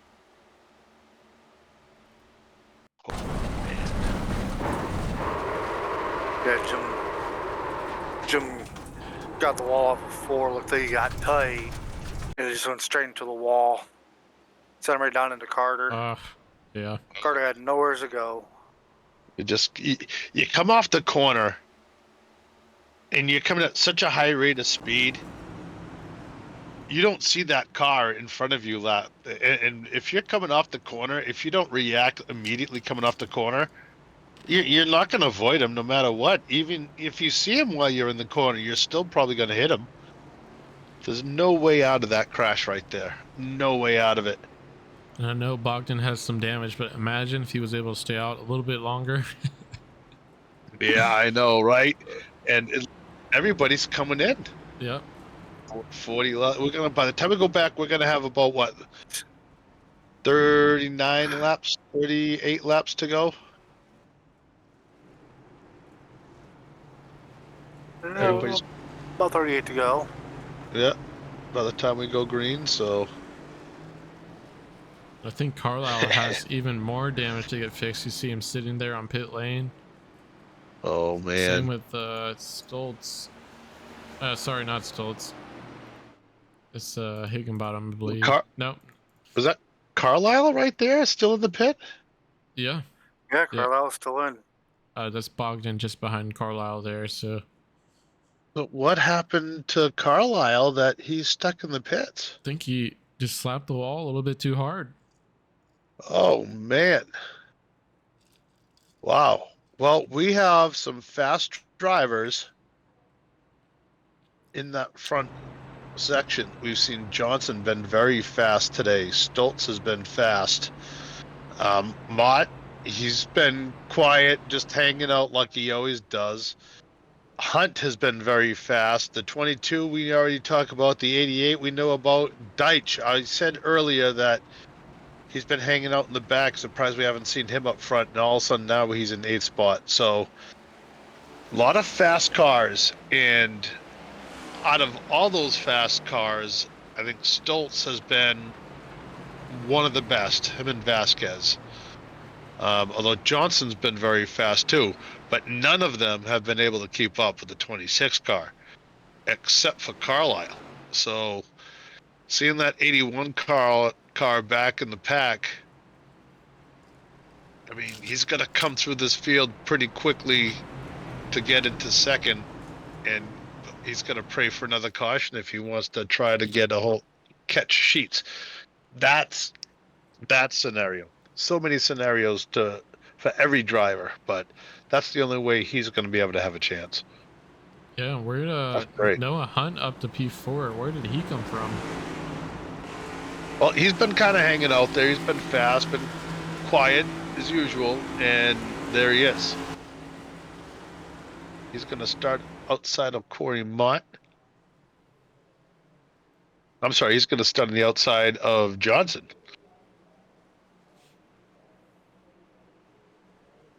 Vasquez behind him.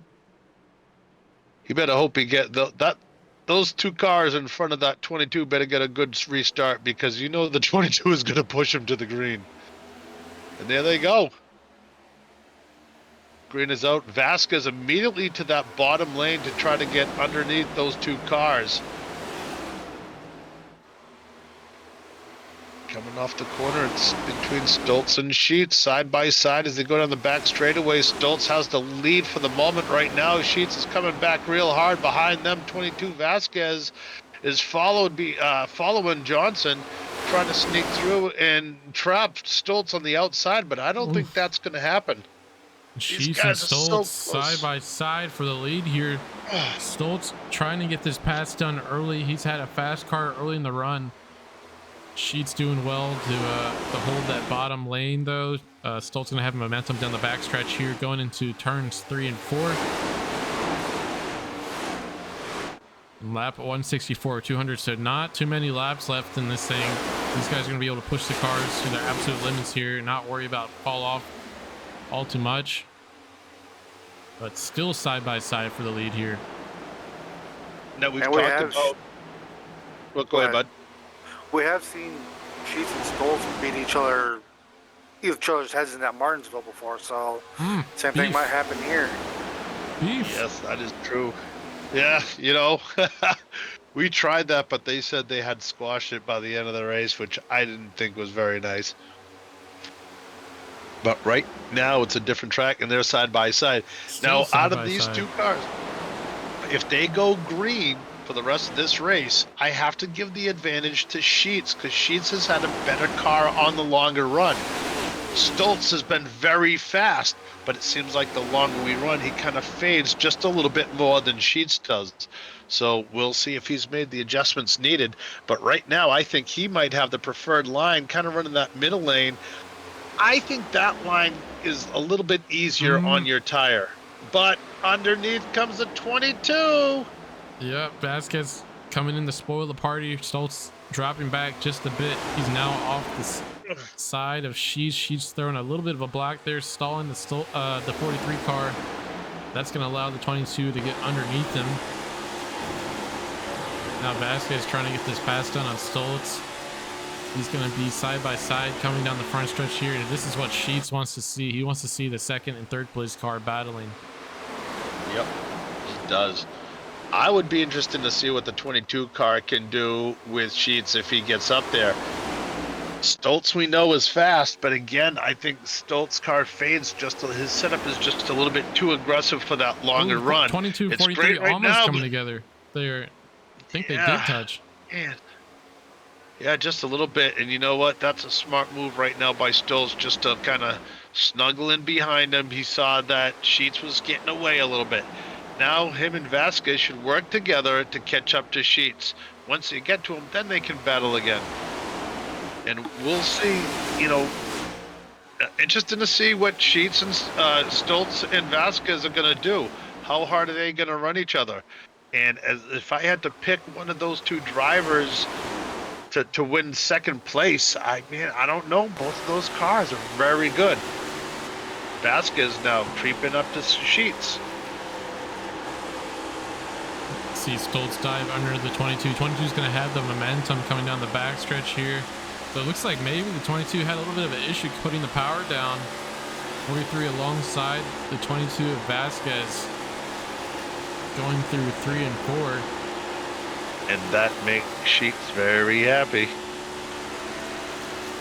And immediately Sheets stretches it out almost a half a second all of a sudden. Yeah, now Stoltz back to the front of the 22. 22 fading just a bit. Now has Zach Johnson to contend with. And then Stoltz, that's what Stoltz needed. Stoltz needed to get in front to try to catch up with him, but Vasquez still isn't done yet. Those two again work together, catch up with him. Back out front, Sheets is just trying everything he can to run away with it. Stoltz is able to close up a little bit on Sheets, getting a little bit closer. But I think that those second, third, and fourth place cars are burning their tires up a lot more than Sheets is in that 26 car. Starting to see him stretch it out just a little bit more, getting a little bit more comfortable. Loves that nice fresh air. He has that fresh air on his nose. It helps the car handle better. We almost had a wreck towards the back. Everybody's able to gather it up. Only 12 cars in the lead lap right now. Lisby is in 12th spot night right now. Lisby's another guy that we haven't talked about tonight. I don't know if he had problems earlier, but either way, he still can finish this with a top 10 finish. That spot is owned right now by Carlisle, who's been able to move up a couple of spots since his long pit stop. This bunch of cars right here is kind of being held up by this battle between the 22 and the 43. And that, again, is allowing Sheets to kind of stretch it out just a little bit. But as hard as these guys are battling, they're burning up those tires. One mistake is going to take out a couple of cars in that front patch. And you said earlier, we haven't had a big one yet. We have a big one now. That's going to not leave many drivers. Now. But it's that magical time on the lap counter where we switch over to 25 laps to go. Lap 175, it'll be 176 as we come across. Yep, There it is, 25 25 laps. Almost like I knew it was going to happen. And Stoltz now falling back. He's getting passed by Zach Johnson on the inside. And Bellinger also working hard on that 43 car. So Stoltz now side by side with the 45 car coming through 3 and 4. They're going to work side by side down this front stretch. Johnson able to keep it off that front wall there. That's some great driving. When you get a car on the inside of you coming out of the corner like that, it almost like the air pushes you up into the wall. So the fact that they didn't even touch right there, that was some talented driving by both of those guys. But this battle here is allowing Vasquez to move away from them and start to close your breath, folks.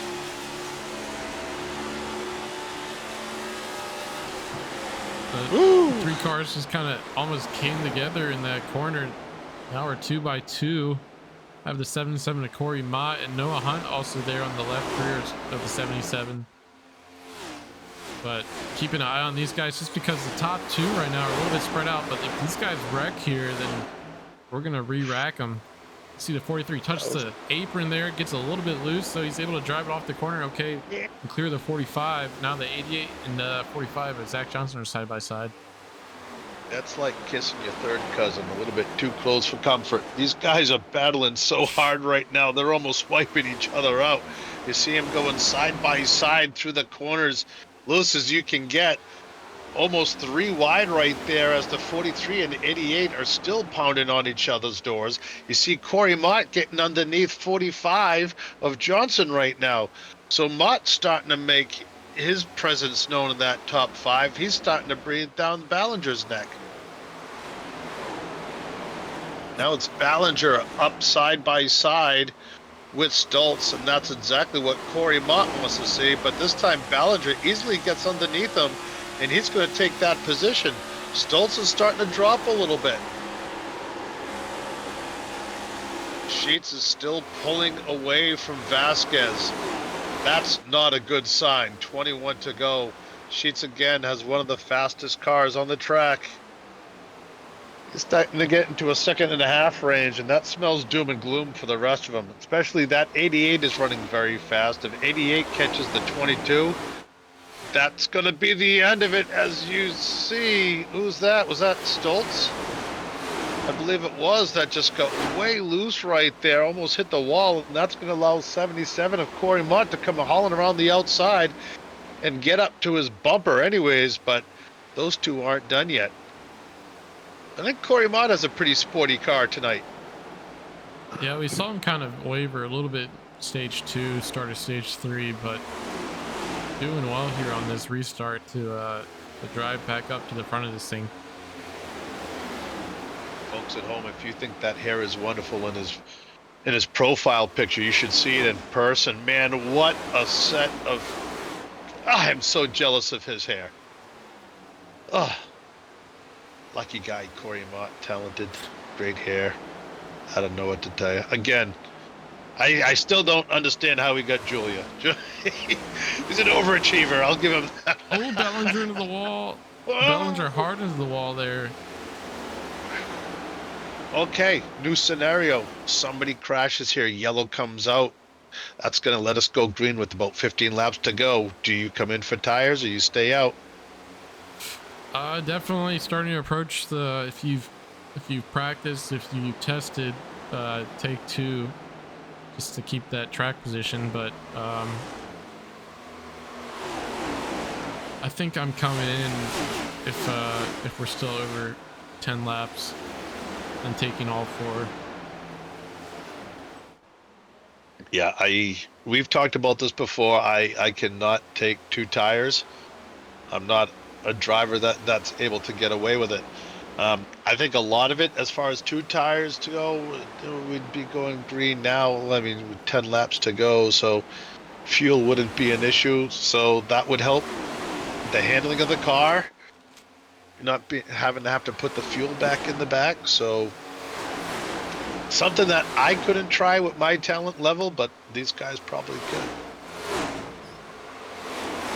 And Mott now gets around Stoltz. He moves up into 5th spot.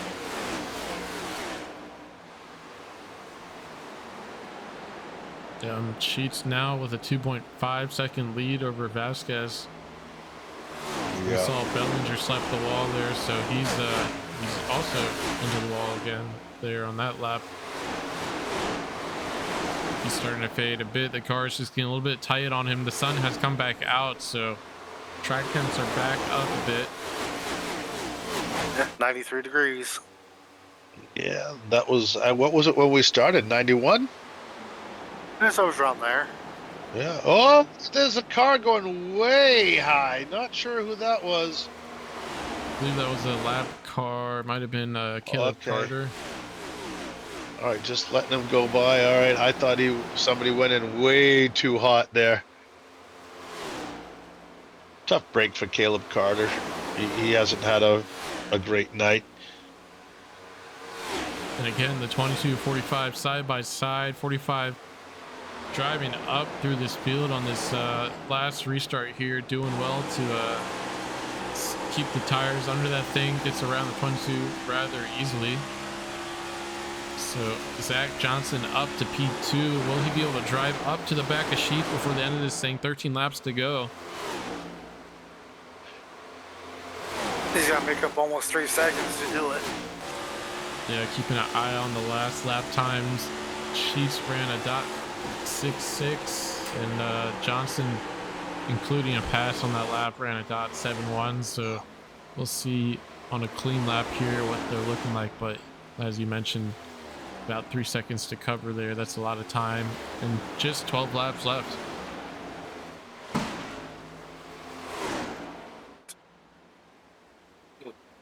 Man, if Johnson was only able to get up there a little bit sooner.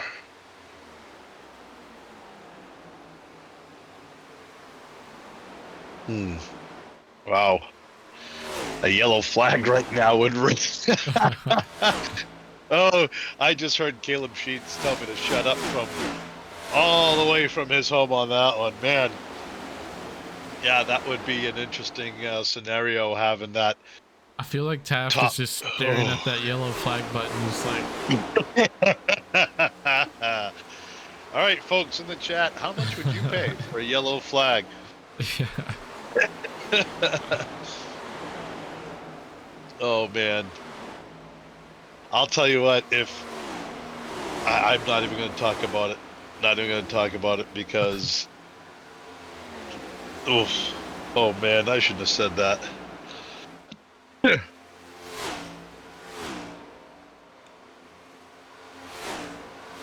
Oh, man, his car is starting to really get loose right now.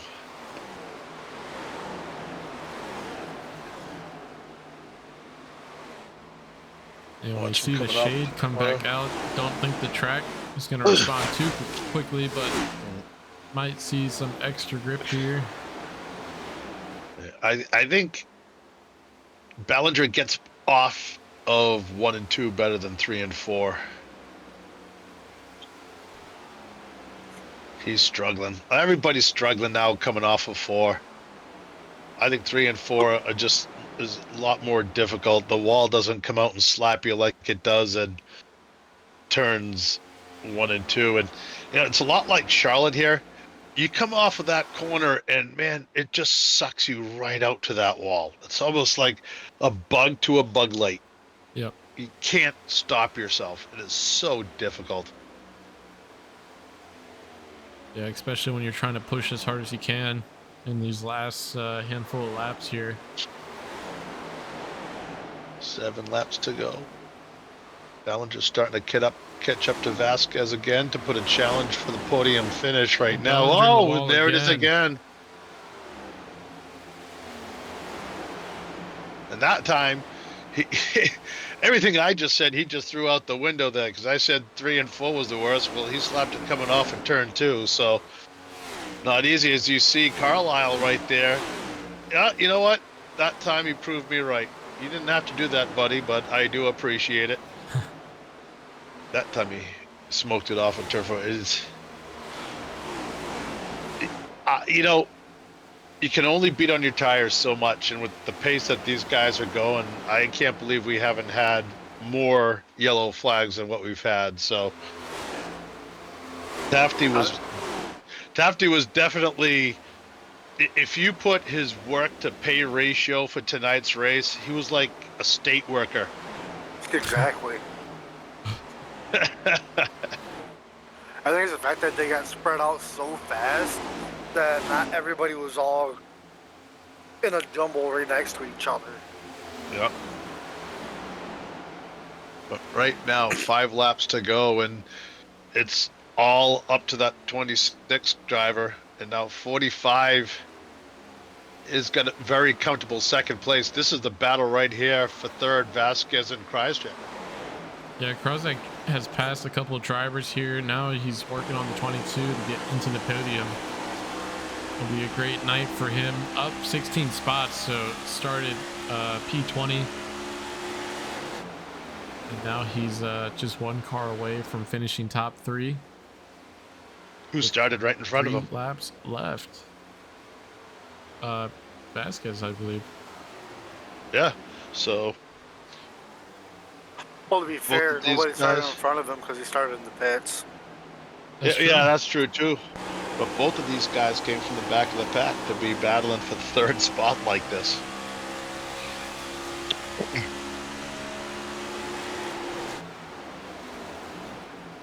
Great run by both of those drivers from starting in the back. And remember, we have green, white checkered, so Whoa. these two battling for this third position. If anything were to happen before that white flag comes out, we will be re-racking as we see the 48. Throw it way outside here through 1 and 2.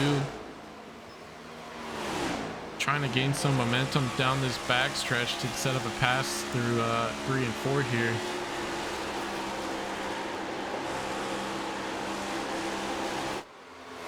And the white flag's out. Caleb Cheese has taken the white flag, so this race Race is official. over. Made it look easy. Yep, coming out of turn 2, Sheets just has a back stretch, 3 and 4, then back to the start finish. to capture his win here at Texas. We'll keep an eye on this other battle between the 22 and the 48 car. See the 48 stay out of the rear of the 22. He tried to touch him to get him squirrely. Last lap, you got to do whatever you can. That guy right there. Yep. But to make the official call, 26 has won here tonight at Texas Motor Speedway. Great drive by the 26. Kind of had an up and down first and second stage, but after able to get around Carlisle, he really just drove off with this thing. He's had a couple tough races through the season, but tonight he's going to capture the win. Yeah, Carlisle managed to finish 5th. Wow. Yeah, I think Carlisle just had a little bit of damage, too much damage to that car, and lost some spots on pit lane, but just didn't have the same speed in it after the repairs. But other than that, Krozak, he'll hold on to P4, and Nick able to finish P3. So I thought those two had a little beef going, but I forgot they were on pit road. Oh, look who it is, Mr. Sheets burning down the house again out front. Man, he's had a hell of a run. There it is. He's making a statement. He's... Yeah, I think, folks, there's a contender right there, and he's speaking volumes right now. The 26 car, Caleb Sheets, another win for him, another impressive performance. Carlisle, man, I really would have loved to have watched those two battle it out at the end. Just bad luck by him, you know. But Zach Johnson coming back, staying strong, taking over second place from Vasquez, and just drove away from him, and he collects second spot. Huge points night for him. And the 22 car, starting from way in the back, he gets our last podium. Yep, taking a look here at the finishes one more time. Caleb Sheets coming home the winner tonight. Zach Johnson P2, Nick Vasquez P3, Tyler Krozak finishing 4th, Stephen Carlisle 5th, Tyler Bellinger 6th, Corey Mott 7th, Noah Hunt 8th, Josh Stoltz 9th. That's I expected Stoltz to finish a little bit higher up, though. I think that car just kind of fell off at the end. He was yeah, he had some damage. He was doing pretty well most of the night. Rounding out the top 10, Michael Deitch in 10th spot, Lisby in 11th, Higginbottom in 12th, 13th Bogdan, 14th Ledger, 15th Carter, 16th Wright, 17th Mott, and 18th Joe Gibbons. So that is the final result here for our race here at Texas. Before we have our top 3 interviews, just want to mention tomorrow night we'll be at Kansas. Was it Kansas Super Speedway, or what do they call it? I think just Kansas Speedway. Just Kansas Speedway. And we'll be back here tomorrow night, 8 p.m. Eastern time, or a little bit after that. Depends when I turn the stream on. I will be on time tomorrow. But we'll be hosting that race. But as for tonight, we'll have Nick Vasquez coming in booth first. Let me see if we can get him down here.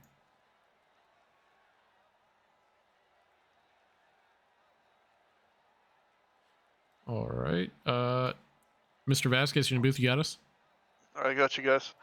Hey, man. So we saw the temperatures go up and down. How did the car feel tonight through the 3 stages? Car was really shit. I'm not gonna lie to you. I hated it. We early on, we didn't qualify. I was too busy on my phone, and then we kind of drove up to the field, and I thought it would be pretty good. It was very loose on exit, and then like the entry over the corner was doable, but it was the exit that kept fucking me up. And so we did adjustments to that, and it seems like the adjustments kind of went the wrong way. It wasn't really where I wanted it to be, and I kept trying to tweak it, and it was kind of getting worse. And then on one of the restarts, I don't know if I had nose damage, but I think it was John Connor was in front of me, and it was a big checkup, and I slammed into him, and from that point forward, like I had just no straightaway speed, like Mm. all the way on the like high speed corners like 3 and 4, and on the front stretch and back stretch, it was like a parachute was on my car, and I couldn't do anything. I know I'm saying that, and I finished third, but I mean the setup's not where I wanted it to be, so we'll Yeah. have to just work on that. But overall, good day for Palmetto, so can't complain. Yeah, we saw you fly through that field in the first stage. We were expecting you to have a strong finish with that car, so it sounds like despite some of the challenges you had, finishing P3, good race for you. So looking ahead to tomorrow night, Kansas, how you feel about Kansas? With the setup wise, I think it's going to be really good. Last 2 years, we've been really good there with the setups.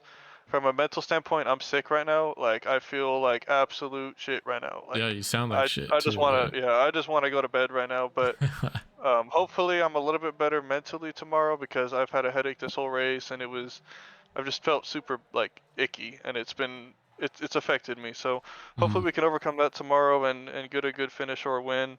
But I'm pretty confident about Kansas. All right, man. Well, I'll let you go. Go catch some Z's, and hopefully we'll see you tomorrow night. All right, thanks guys. Have a good night. Yep, you too. That was let me actually move him back. Oh, he left. So yeah. He's going to bed. I actually thought you brought up the wrong driver at first. I didn't realize that was Nick. Yeah, it definitely sounded under the weather, but that was the 22 car finishing flu game, his flu game, finishing P3 tonight. So great drive by the 22 machine. Hopefully we'll see him tomorrow night. That leaves Zach Johnson, who finished P2 tonight. We saw him up and down the top 5. Definitely had a car that was a goer, and then it kind of came back to him as the run came out. As the run came came. I'm too distracted by myself. Somebody can't talk. As the run went on, as they say. But we'll have him in the booth here in just a second. Oh, they try to say. Mr. Johnson, you're in the booth. You got us? Yeah. Hey, so we talked to you at the end of the second stage. Was it the second stage, Bill? Or the end of the first Yes, stage? it Okay. was. Yes. Yeah. Second And, stage. That was horrible. Did you execute your plan? You said you were going to save the tires a little bit and then drive back. Is that just what you did? Yeah. I mean, we had the green flag stop, and I had 15 laps on the tires, and they were all at 98 still. So Oh, nice. when the caution came out, Yeah. not what I wanted to see. Sheets ran it long, which allowed us to close up, and I think Carlisle had damage, so it put him behind me, and Corey slid his box, which kept me in front of him because he short pitted me. So it kind of ended up being the perfect storm there, and then we had our only caution for incident there in the front stretch, and it re-racked everybody, and I felt pretty confident. I mean, the medium run, that 30 lap run speed is kind of where I lacked Mhm. today, where I usually lack, and around 30 to 35 is when the car starts to come alive, as we saw when I passed everybody back. Yeah. But yeah, I mean, I lost that one based off of guys kind of hanging on the left rear in 3 and 4 and forcing me to the outside, and who I was faster than just wouldn't give up the spot, which that's racing, and you got to learn how to deal with that and get around those guys. So learned some things today for Kansas tomorrow, which is similar but not similar at the same time. So Kansas I'm always really strong at, and so is the 22. So it'll be a good race again tomorrow, I'm sure of.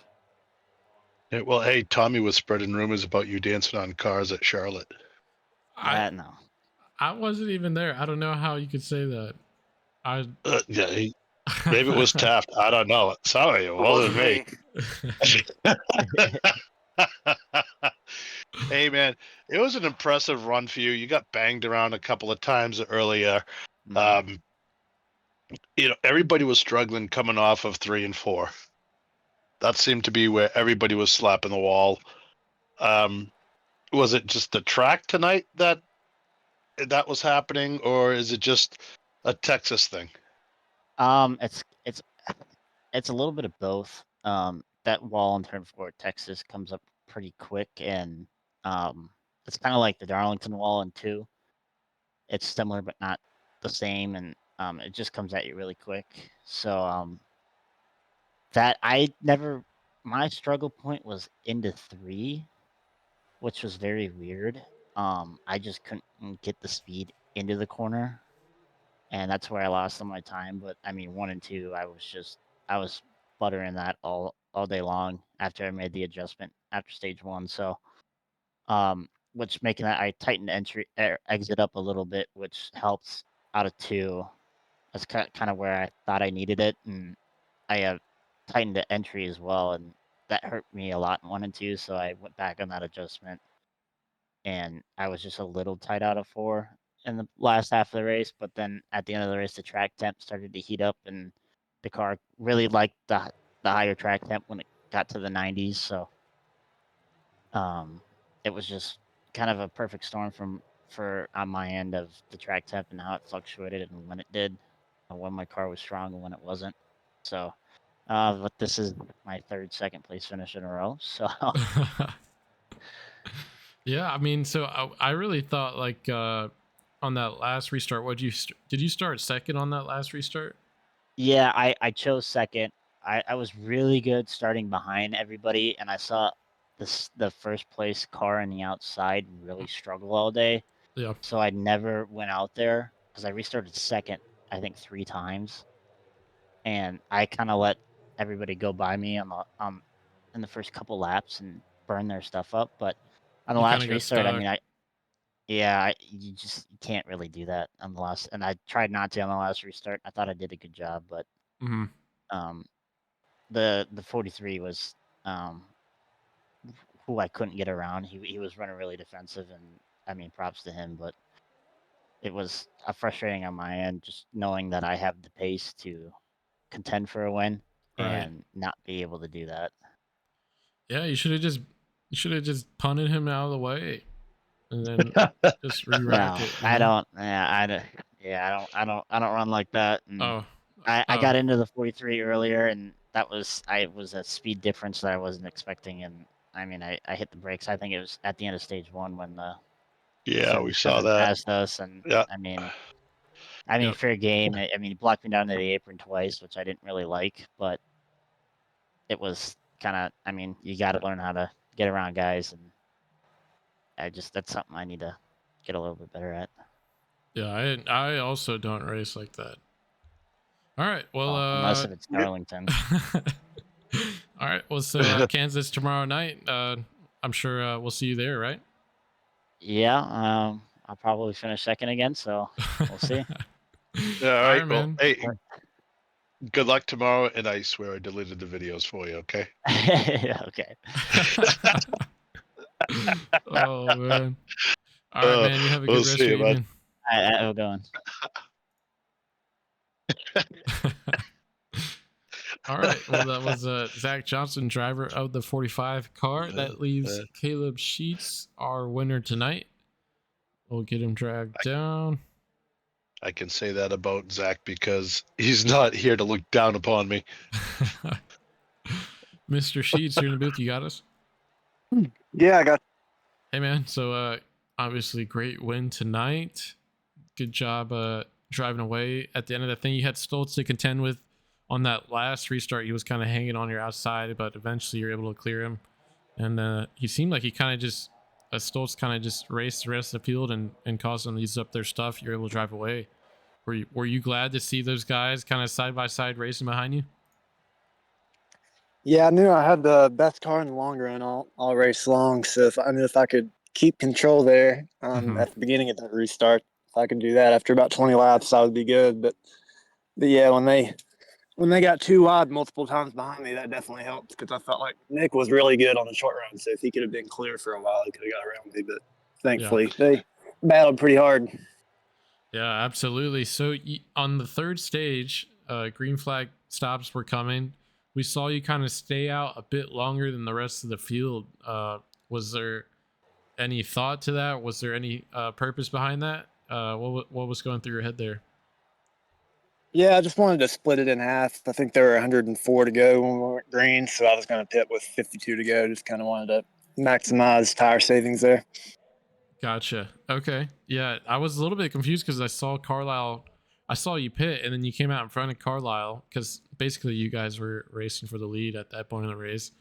And then I didn't realize that Carlisle actually had some damage to get fixed, so he was on pit lane for about 10 seconds longer than other people. Were you aware of that, or were you just kind of surprised to see it shuffled out the way it did? Yeah, I'm like you. I saw where he pitted like 10 laps before or something like that, so I thought he would have a few seconds on me when we came out. So when I was ahead of him when I came out, I knew, okay, if we don't get a caution, I'm looking pretty good here. But of course we did. But thankfully was able to overcome that. I think that was my fault. I kind of Oh, jinxed you on the jinxed it, yeah. caution. Yep. I did. I'm sorry, man, but I jinxed it. So, but I didn't say the scenario that I was actually thinking. So I didn't jinx it that far. But either way, it still had you on top if it makes you feel any better. You brought up a good point, the long run. You had a great car in the long run. With the limited amount of cautions we had, did you know that you were going to need to run long here, or was it just kind of luck of the draw what you set up? Yeah, I mean, I didn't have high expectations. Texas isn't normally, I don't have a whole lot of laps there, but yeah, that first run when I went from, I don't know what it was, 20th to 3rd, I thought, okay, going to be pretty good on the long run if I just take care of it the first 10 or 15 laps. It seemed like other guys were pushing pretty hard, so I just kind of let a few guys go for the first 20 or 30 laps if I had to, and then catch them on the long run. But yeah, that last stage definitely played in my favor being so long. Well, impressive run. Congratulations again, buddy. Thanks, man. Appreciate you all broadcasting the race. Look forward to Kansas tomorrow. Heck yeah, man. You have a good rest of your evening, and we'll see you tomorrow at Kansas. Thanks. You all too.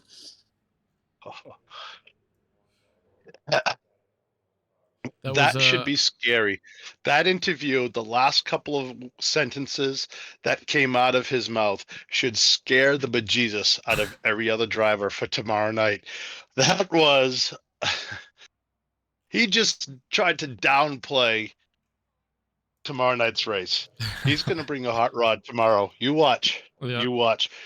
Yeah, he just kind of downplayed that a little bit too much for me. So I think Sheets is, he's gonna show up tomorrow with a hot rod. You watch. Yeah, he mentioned that he wasn't expecting a lot tonight here at Texas, so I don't have that many laps here. Yeah. It'll be interesting to see what the guys bring tomorrow night. But as for this evening, we're gonna call it a stream. Thank you guys so much for coming out and supporting the stream and the Carolina Cup Series. Again, tomorrow night we'll be at Kansas Speedway, I think it's called, just Kansas Speedway. Just Kansas Speedway. 8 p.m. Eastern time. And I think so. After tomorrow we'll be at Kansas, and then next week we'll have Charlotte and Nashville, right? Yes, and then we'll be caught up. And then we'll be all caught up. So we'll once next week we'll talk about how the schedule will go from there, but have tomorrow night, and then we'll have one more week of a double feature, and then we'll figure out what the schedule is going to be in the future. But as for tonight, I think we're about done here. You guys got anything else for the stream? No, thank you guys for tuning in. Yeah, thank you very much. Tafty, thanks for pressing all the magical buttons. And Mr. Wolf, thank you for being our producer again tonight. I had a blast. Yeah, not a problem. Well, we'll see you guys tomorrow night, and you guys have a good rest of your evening. See ya.